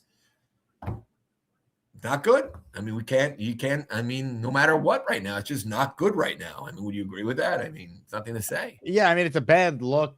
Obviously, it's not ideal, but I also don't feel comfortable like ripping Geno till we get the whole situation. You know? Like I said, I don't know, and I'm hoping nothing is there, but in my take on life, when there's smoke, there's some fire. Now, I don't know what he did or didn't do. There was some altercation there that happened. Right, but couples get into fights all the time. She's accusing him of assault, and she couldn't produce an injury. I get it. She probably exaggerated it, but then you see that it's just not good. And I'm hoping we just didn't need it. It's typical. Our quarterback, we don't need it. Most quarterbacks. Look, he might need to think with his big head and not his little one, as they say. But as far as like him being a good quarterback for the Jets this year, I don't know if this drastically changes any expectations at this point for what he could be. It's just you don't hear many stories over the years of quarterbacks with these kind of incidents, and they do. It's just not good. So I agreed. Maybe it's because I just look at Geno as he's just here for the year, and I have such low expectations for this team. I'm just not fazed by it. But yeah, I mean, you're not wrong. Obviously, you don't want your starting quarterback to be in this the is the news right now. Yeah, like you said, it was such a great offseason. The Knicks win, and the Jets quietly move. Maybe that's also why I don't care. Right? No, you're numb to it. You're so happy. I'm like, the Jets suck. At least the Knicks gave me a title. I can't be that bad right now. No, I love the Knicks, but now I'm in Jet mode, and this is just annoying.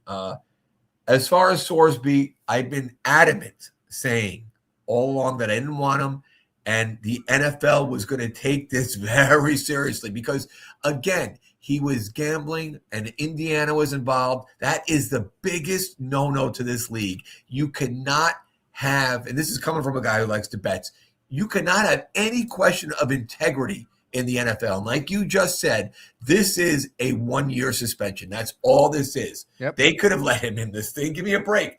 And they determine if they want to do the draft or not. Let me tell you, Sorsby, something. I wouldn't try to fight this and dread a lawyer and say, I want the draft. They will blackball you then, okay? You have to take it. You have to be a good boy the next year and come back. And after a year, you get it yourself ready to go for the draft. But if he tries to fight this thing, they'll never let him in the NFL. Believe me, okay? And And with the Geno Smith thing, I'm glad we weren't even tempted to do something a little crazy because I am so – and it's just so funny that – not funny, it's not the word – that Geno's having character issues, and yet we were about to take a quarterback maybe with – we did. It was a blessing that the NFL didn't let us get in our way and maybe say, oh, we got to have him. We might not have a quarterback. Now, what happens if there is a Geno issue? We got to get a quarterback. Also, I just saw this Harry Kane miss. My God, how did he miss that? I had an England Harry Kane that parlay 1 goal. I mean, he kicked it out of the stadium. A little kid can make that. A little kid, whatever. How's everything going with you? Well, the parade was great. Parade was awesome. Things are going well. It's just odd that the draft's tonight for the NBA. Yes. I'm like, Giannis gets traded, and I'm like, all right, it's a very weird feeling rooting for a team that's never won that has finally won. So the Knicks at 24 tonight, I think it's a big tell on Mitchell Robinson. If they make a pick at 24, I think Mitchell Robinson's gone. That's $3.6 million they're going to have to spend that they need toward Mitchell Robinson. If they're passing on 24 and trade out of this and want to play in the second round, I think they're getting money together for Mitchell Robinson. If not at 24, I want to see a big man. And also for Shamet, too. I still think they're going to have to go into the second apron, and I don't buy that. Yeah, they won't. I have my Shamet thing is someone's going to overpay him. I love what Landry Shamet did this year. Streaky player. He's not going to be worth what someone pays him. Let him get a better job somewhere else. I'm not worried about. So you rather keep Mitch over Shamet if you? If I'm going to keep one of the two, 100%. And Mitch is a big man. He's one of the best defensive guys. Maybe somehow someone teaches him how to make 50% of his free throws. But I can see the Knicks walking away from Mitch too. He's going to be overpaid. I wouldn't overpay for him. I love him. He's longest tenured Knick. But like if Scott Perry and the Kings want to give him $20 million a year, see you later. I think both of them are gone. I think they might trade McBride. If that happens, we're going to stay at 24. Maybe the kid from Connecticut, Reed, the big center. We need a big body. There's point also maybe another ball handler. You're not sure what Alvarado's going to do. He has that option. He's going to either pick it up or he might not pick it up, and he might price himself out. So questions tonight is fun, but like you said, I have a good friend who's a big Net fan, and he's all sweating out. Is it going to be Mikael Brown Jr., Darius Akoff? And all I'm thinking is, we're the champs. We got all 5 starters back. We're regrouping our bench here, so they'll figure it out. We trust Leon Rose, and that's the bottom line. They'll figure it out. And anyway, I hope the Beast here is rooting for this England. I like your Wayne Rooney question, and I'll ask him about David Beckham next. Don't worry. That's great. You're the best. Ladies and gentlemen, the Rooster.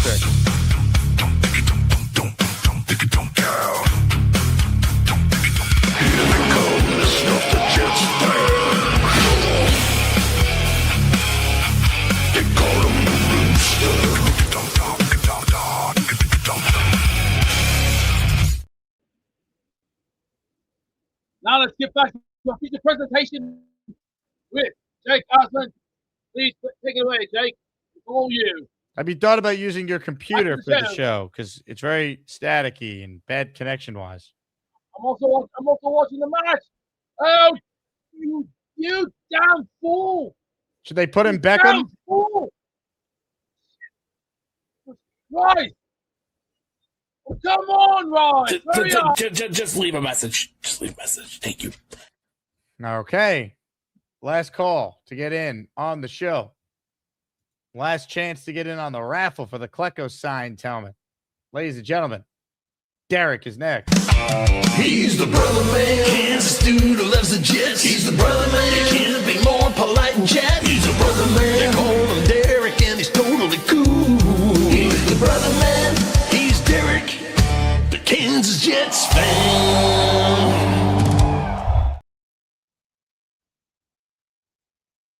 Derek? We can't hear you. Oh, no. Uh-oh. Can you hear me now? Yeah. Can you hear me? All right, cool. Sorry about that. Good job. We just can't win, can we? Here we had this nice and quiet off season, and then just all this gets strummed up. I just got a couple points, and then I'll hop off here. So I love what Rooster was saying on the Sorsby situation. This is a very unprecedented situation. I'm glad the NFL is stepping in. You cannot be betting.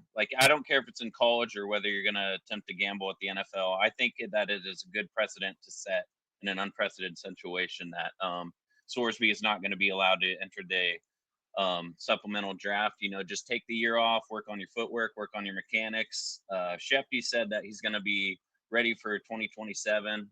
I personally don't want anything to do with Sorsby still, but I mean, I guess we'll cross that bridge when we come to it.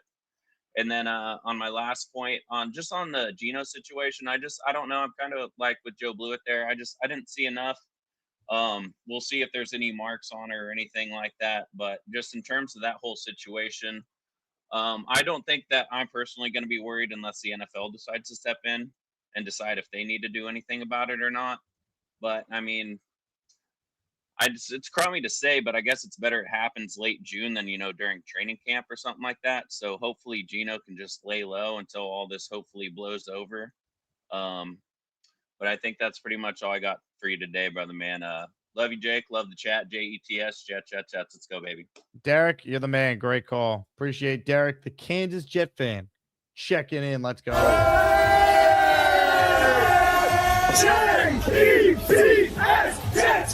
Jets. Let's go. Oh, man. What a day. What a time to be alive. Speaking of alive, this man, I believe, is still alive. Draw. It's a draw. That's it? It's a draw. Well, the good news is you're an American, and the United States is 2-0 in the World Cup. You're not English. It's a draw. It's an automatic draw. There's no hope. No way out. But they You're got not English. Who cares? I care. It's all right. Next game. Don't worry about it. Just You're not British. Stop talking in a British accent. Let's just go. It's over. Gator says, the thought of sitting for 4 hours in the heat watching a game that ends 0-0, I'd rather watch my dogs smell my feet.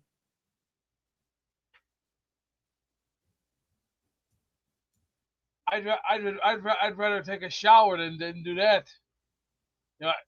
As long as I'm singing to the cool jerk. Georgie makes a good point. You're silly. The English don't even speak American, Beast. You know you're not English, right? You're not British. I'm supporting the team. I've been doing this for a long time. That's okay. Don't worry about it. We'll get Panama. We'll kill Panama and get rid of them. Gator says, ring light, Dolly Parton tits. Hey, Jack is fat, no fat, but his wife can eat no lean. So Jack can go to the big.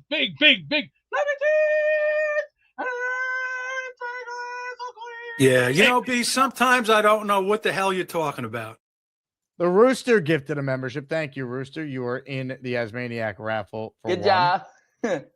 Derek, who just called in, is in for another entry today. Good job. Appreciate you, Derek. Now, Beast, you went to the supermarket earlier. What did you have for lunch when you got back? I just took a nap. Because I knocked out. I just cut the grass. I had to pluck some weeds out. And I'm starting to get big tomatoes. Starting to get those big, giant, big tomatoes, but they're green right now. We gotta wait till they go red. But we got some storms coming. We'll take time. It takes time. Nothing's gonna last forever. Just gotta give it hope. We'll be all right. Grocery shopping. You plucked some weeds and you took a nap. Was that the day today? And cut the grass. Cut the grass. Hell yeah. And it needed to be cut. It was too Shaggy Dog. You remember the Shaggy Dog? Sure. Yeah, classic movie, but I'm not worried about the Shaggy Dog. One of my favorites. Let's see. Well, there's Word Back, then there's Toy Story, and then there's Homeward Bound. You don't remember Homeward Bound, do you? Michael J. Fox, Sally Field, and Don Acme. Very good movie. Very good movie. We'll be all right. Are we ready for the raffle? What's on the agenda the rest of the day? Yesterday, you had to poop during the raffle. You're going to be around in a little bit when we do it? I'm going to be fine. I didn't eat anything yet. And you know what today is? Taco Tuesday? That's right. That's right. La Puerta Negra.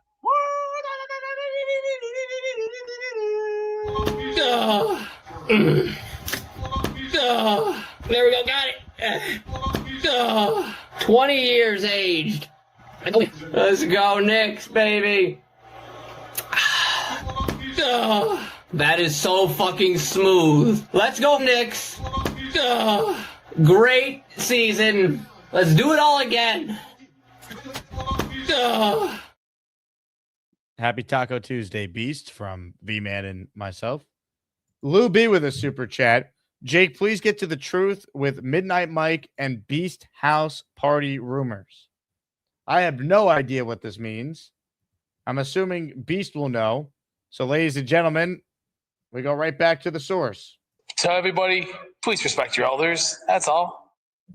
Hey, Beast, what is this Midnight Mike Beast House party thing? Hold on, I'm taking a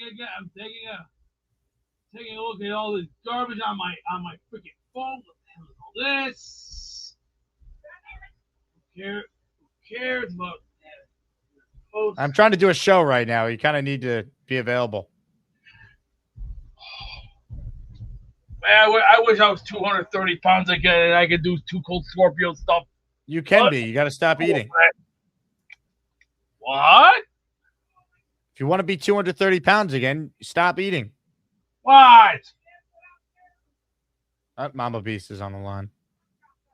Well, don't worry. I got pork chops to go put on because tonight it's let's go to Mexico. Yeah. And like the old song, do you remember the old song? Though I was driving around in old Mexico. I got lost and I couldn't find which way to go.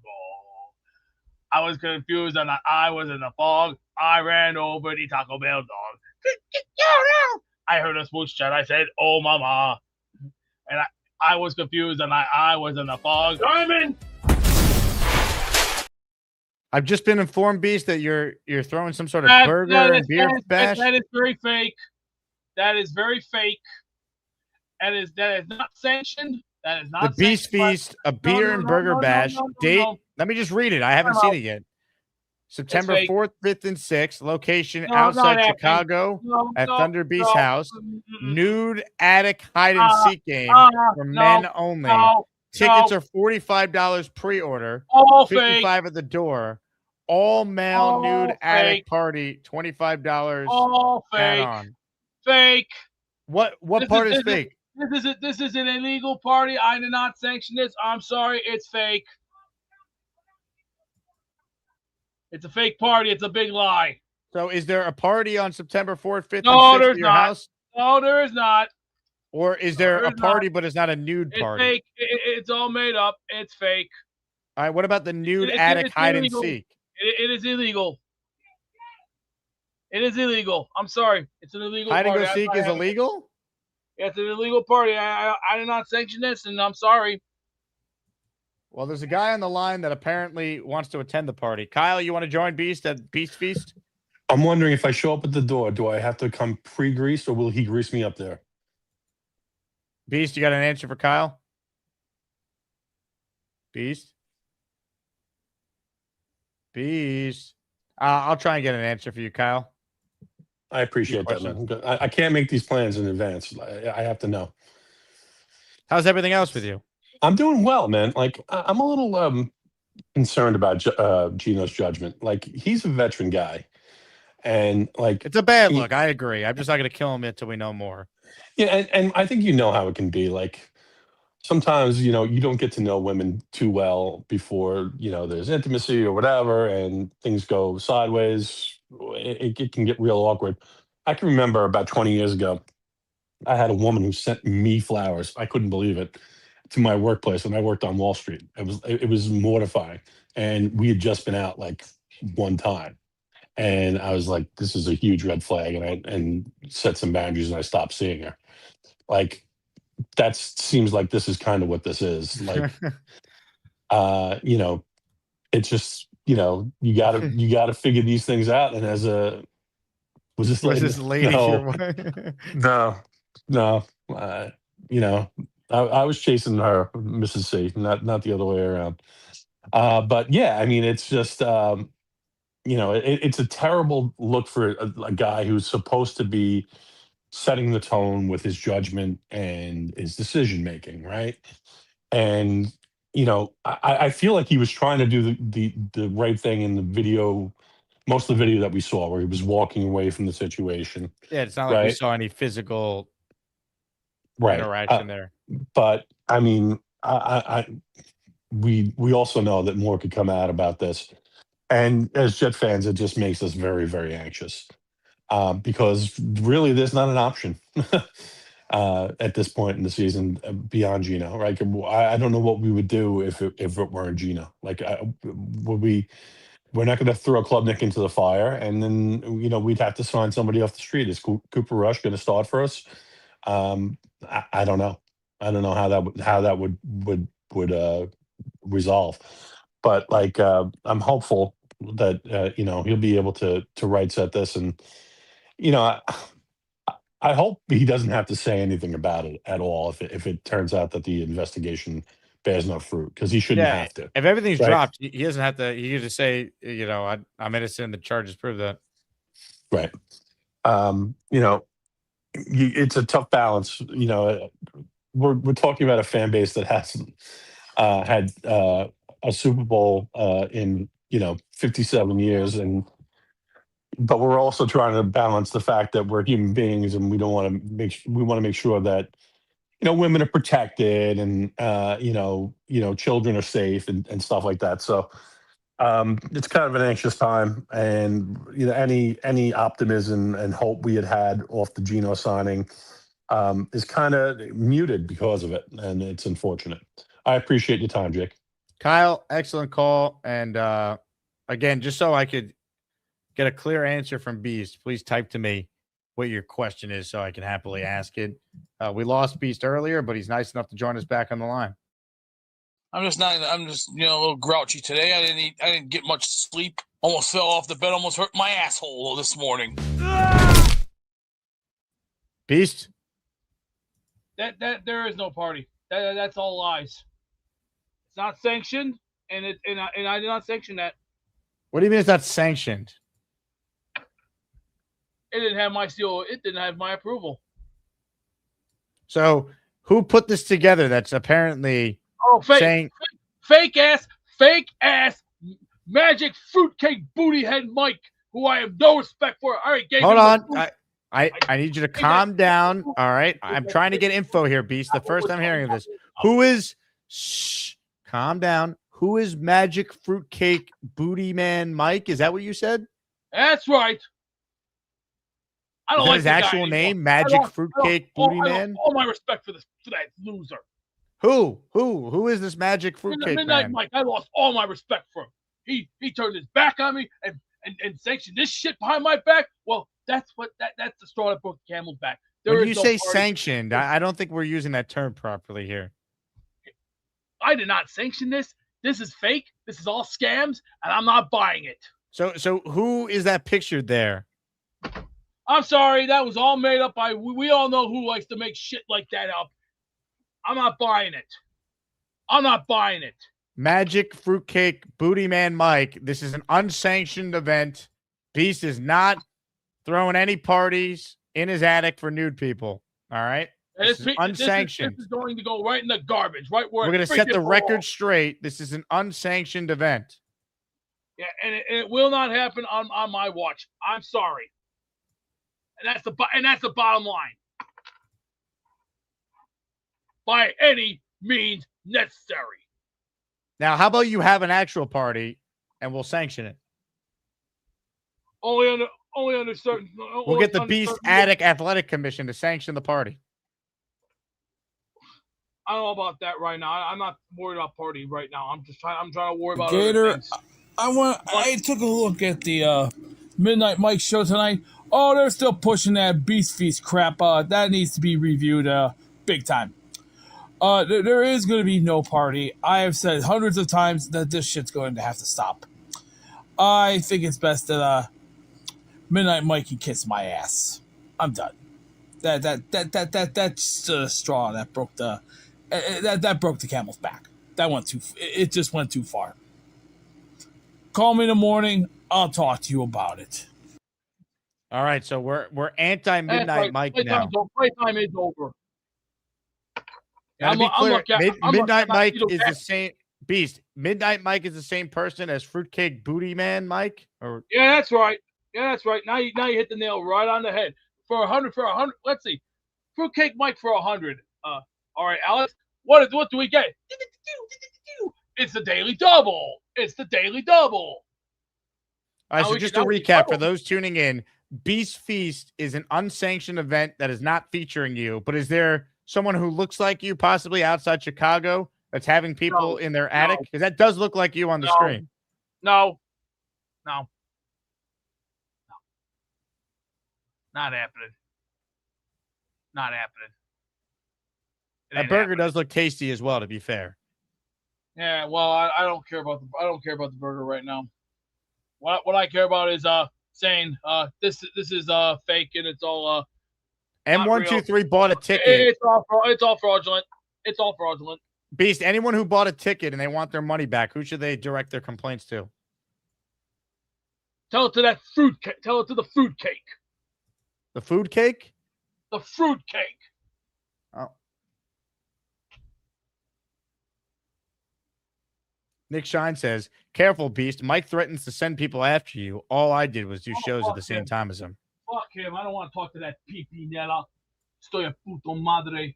Nick Shine or Midnight Mike? Midnight Mike, fuck him. I thought you guys were friends. I want nothing to do with a flaming lion cockroach who just basically sold out. And yes, I do mean the term word sold out. Well, he's selling tickets to Beast Feast. Well, what he's doing is illegal, and I hope. Why don't we do our own Beast Feast? Well, the Asmaniacs will do a feast. First, I need to do something called. I gotta get my blood pressure back down to normal because I've already talked to my doctors and they've already told me my blood pressure's through the roof. Well, congratulations. You know, it's not every day. Not every day. I got so many doctors telling me to relax and relax. Yeah, relax my ass. Do they call you Captain Blood Pressure? Yo, Holmes asked. Yeah, Captain Blood Pressure. Yeah, that's real nice. That's real nice. Well, just take a deep breath. We cleared the air. Beast Feast is an unsanctioned event featuring someone who looks like Beast and happens to live also outside Chicago, but it's not actually Beast that is throwing this party for nude people in an attic. So we've cleared the air. Why don't we make Beast Feast October 25th? Jets Dolphins, when you're going to be at the game at MetLife. Luby's making it happen. Well, I'm only bringing a few things with me. These little fellas right here that I'm going to have to sign. And then if there's going to be a grill and there's going to be ammunition, I'm putting. Now there'll be no ammunition. Do not bring any firearms to MetLife. No, not those type called gloves. You ever hear of gloves? I'm familiar. Gloves. I've never heard them referred to as ammunition before. When you're cooking, you're supposed to use gloves, and I'm like, okay, I'll put the gloves on. I'm not going to burn my fingers. I've already burned my finger a couple of times. All right, so why don't we do this? We'll call our tailgate at L5 on October 25th. We'll call it Beast Feast because you're going to be there. We got some professional chefs that are going to be holding it down. Oh, good. You'll be the celebrity chef at Beast Feast, but we'll actually have you there, and no one has to take their clothes off or be in an attic or pay $45 to all do right, it. As Harry Anderson from Night Court was, okay, all right, okay. Let everybody take a recess. Oh. Just calm down. All right, I got to count the raffle names here. Are you going to be able to send us to the wheel, or you're down for the count? Okay. Let me chill. Love to a man who gifted these before the damn show even began. Ladies and gentlemen, Cisco Lopez gifted 10 channel memberships. Hit it. Sometime I do super chat. Sometime I do gift membership. But all the time, I love the Jake Asman Show. They call me Cisco Lopez. I almost forgot I had this saved because Cisco did it before the show, so it wasn't loading on my YouTube stream. Here are the 10 who got a membership right before the show started.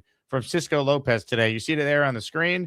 DJ Hash Brown, Special, Grade and User, Owen Escalanto, Gabagool Media, PViz 3000, Super Saiyan Psycho, Iconicalware, Bino, Bibaru, and Timothy Hooper, all receiving a gifted membership from our friend Cisco Lopez. Last call for raffle entries for anyone who wants in to win the signed Joe Klecko helmet that I am holding in my hand right here. It's Joe Klecko Hall of Fame signature helmet.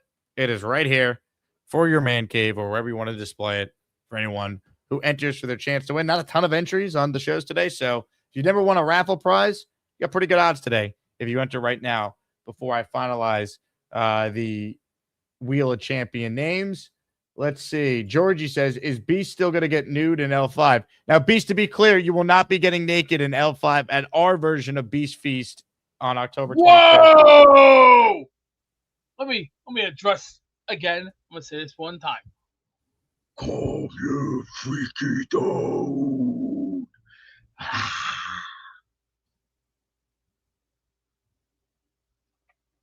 Calm your freaky down.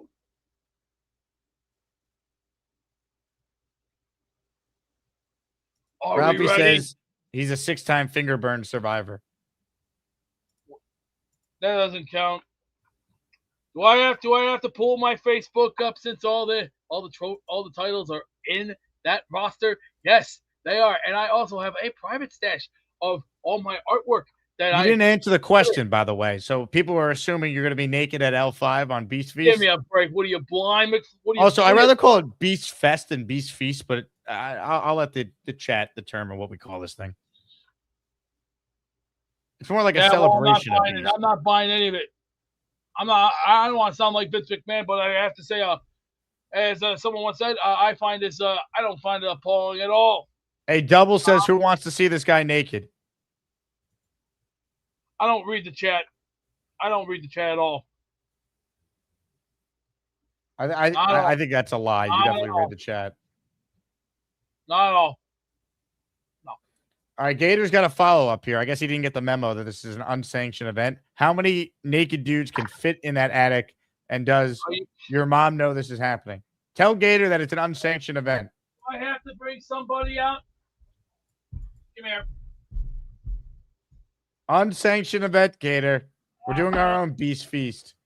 And you don't need to be naked. You can be, but MetLife security might escort you off the premises. I don't know what their policy is.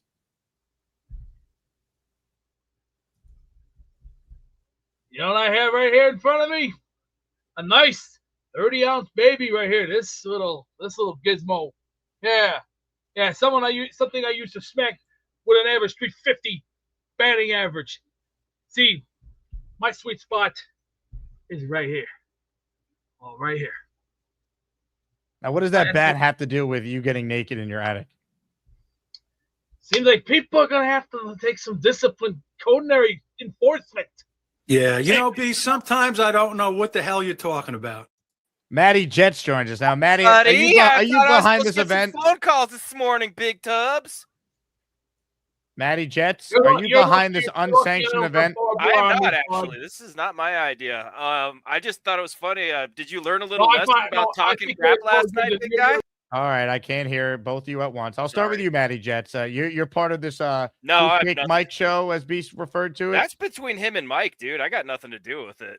So are you going to this unsanctioned Beast Feast? What's the backstory here? He keeps threatening to beat me up, so I'm going to show up and be like, all right, dude, you keep writing these checks with your mouth. Let's cash them. So you guys are going to go to war at Beast Feast. It's throwing down. It's punch time at lunchtime, baby.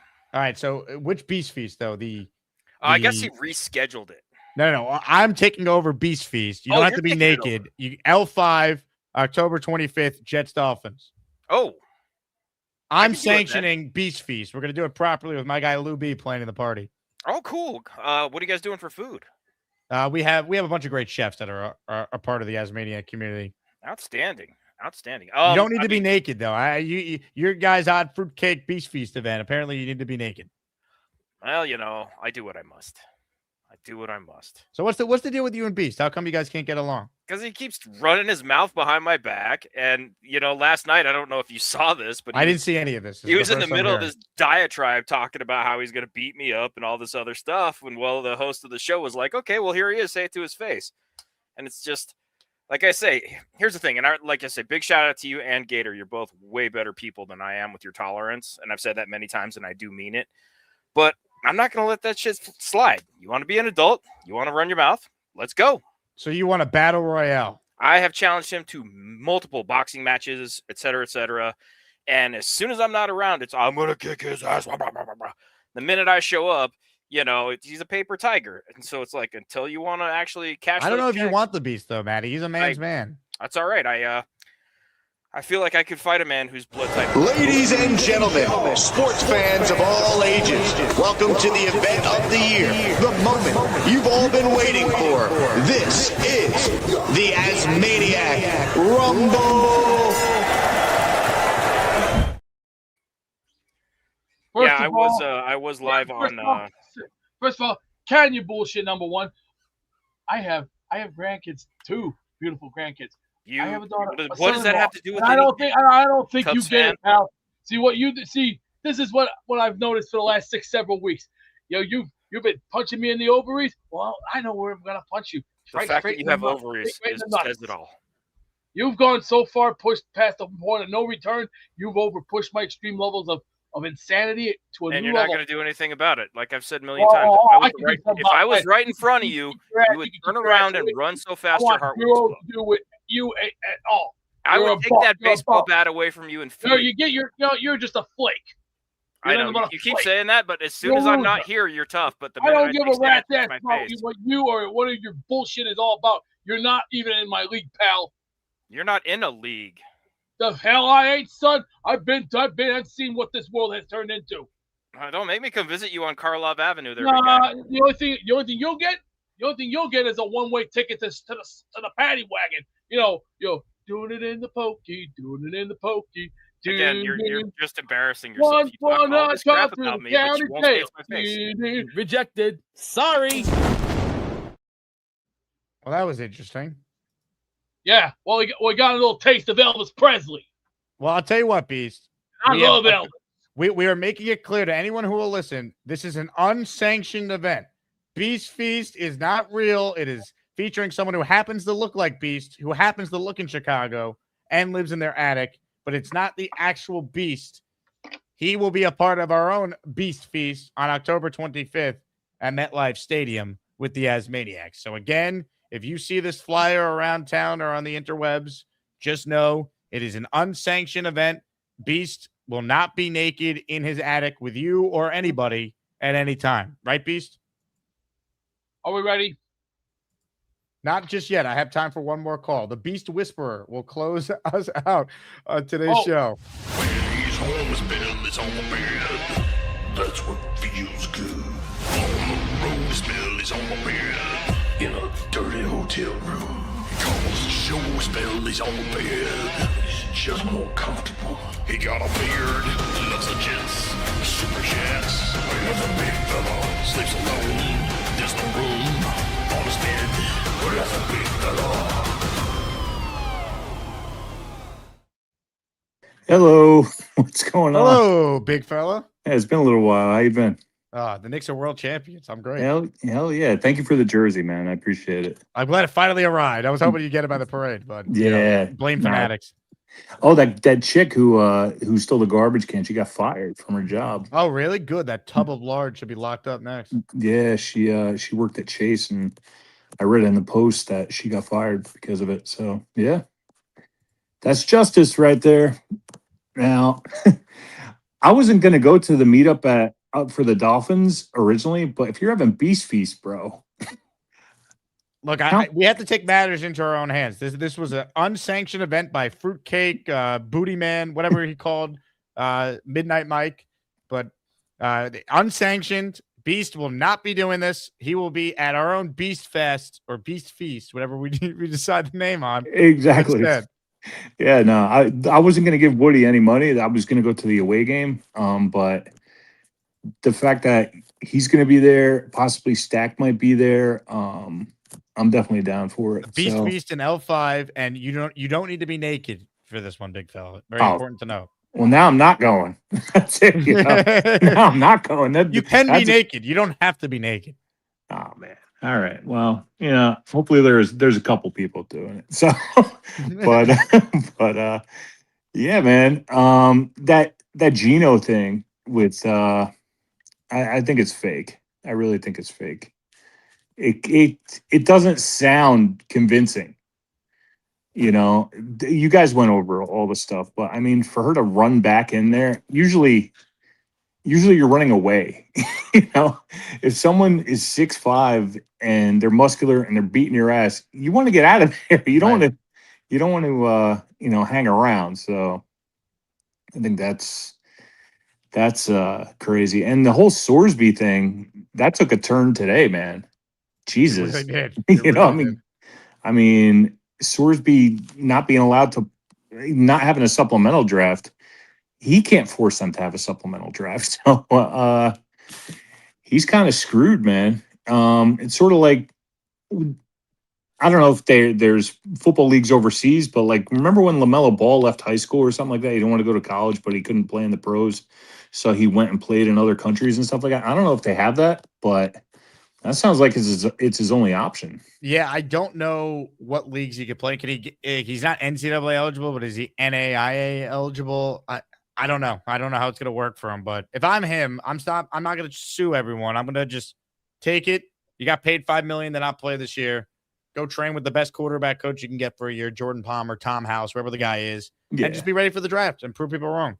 I agree. And Blewett was the perfect guest today. He really was. And Dark Knight Steve calling him for. I love Dark Knight Steve. I wish he called in more, but yeah, it was great to see him again too, man. It's I remember him in Tampa, and we talked previous to that, but he's a great guy too, man. So yeah, you had a great show today, man. Big fella, you're the man. Yeah, you're the man. All right, folks. I got to get to the raffle here. We went way too long on the show. I apologize for that, but everyone who entered, we are about ready to spin the wheel. Before we do that, though, we say hello to the master raffle ceremony. And again, he will not be naked in his attic in the first week of September. The man who is not throwing Beast Feast in Chicago, but instead will be attending Beast Feast at MetLife Stadium in October is on the line.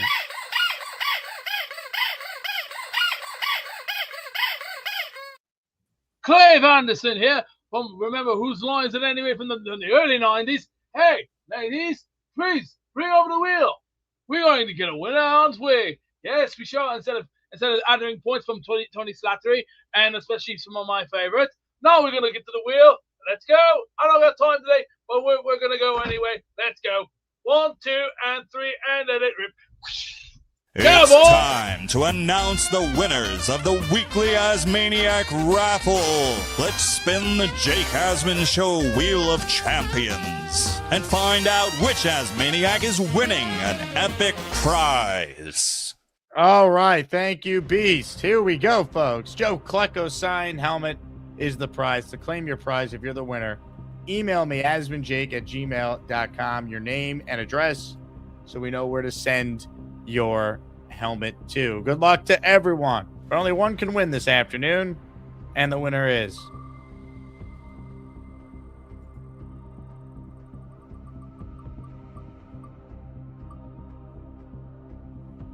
of course the Bills fan wins the prize. Alan Alps is the winner. Alan, if you don't want the Klecko helmet, I will see if I could swap it out for some sort of Bills related prize, as we've done with other opposing fan bases who won raffles on the show. But either way, thanks for your super chats, and you are today's winner. Hopefully you're at least a Knicks fan so I can play this. Go Knicks. Go Knicks. Yeah, baby. Go Knicks is right. All right, enjoy the NBA draft tonight. Make sure if you see this on the interwebs, you know it's an unsanctioned event. Again, Beast would never have grown men in his attic naked. We know this. Unsanctioned event by Fruitcake Mike, according to Beast. You heard from the man himself. On a serious note, RIP to the great Stella. Shout out to you, Mimosa. Hang in there. The Asmaniac community is certainly behind you. You guys are the best. Thanks for tuning in. We're back with Omari Brown in the morning tomorrow. I'm sure we'll have more on Sorsby, Gino, and whatever else to dive into. Until then, I say farewell, and I want to remind everyone out there one very important fact. The New York Knicks are world champions. Yeah, we are the champions. Me and my friends from New York, we love the Knicks. Oh, hi. Jake wants me to ask you to click on the like button. That's right, Lane. And if they don't subscribe to the Jake Asman Show, this team may never win another game. Let's go, Jets.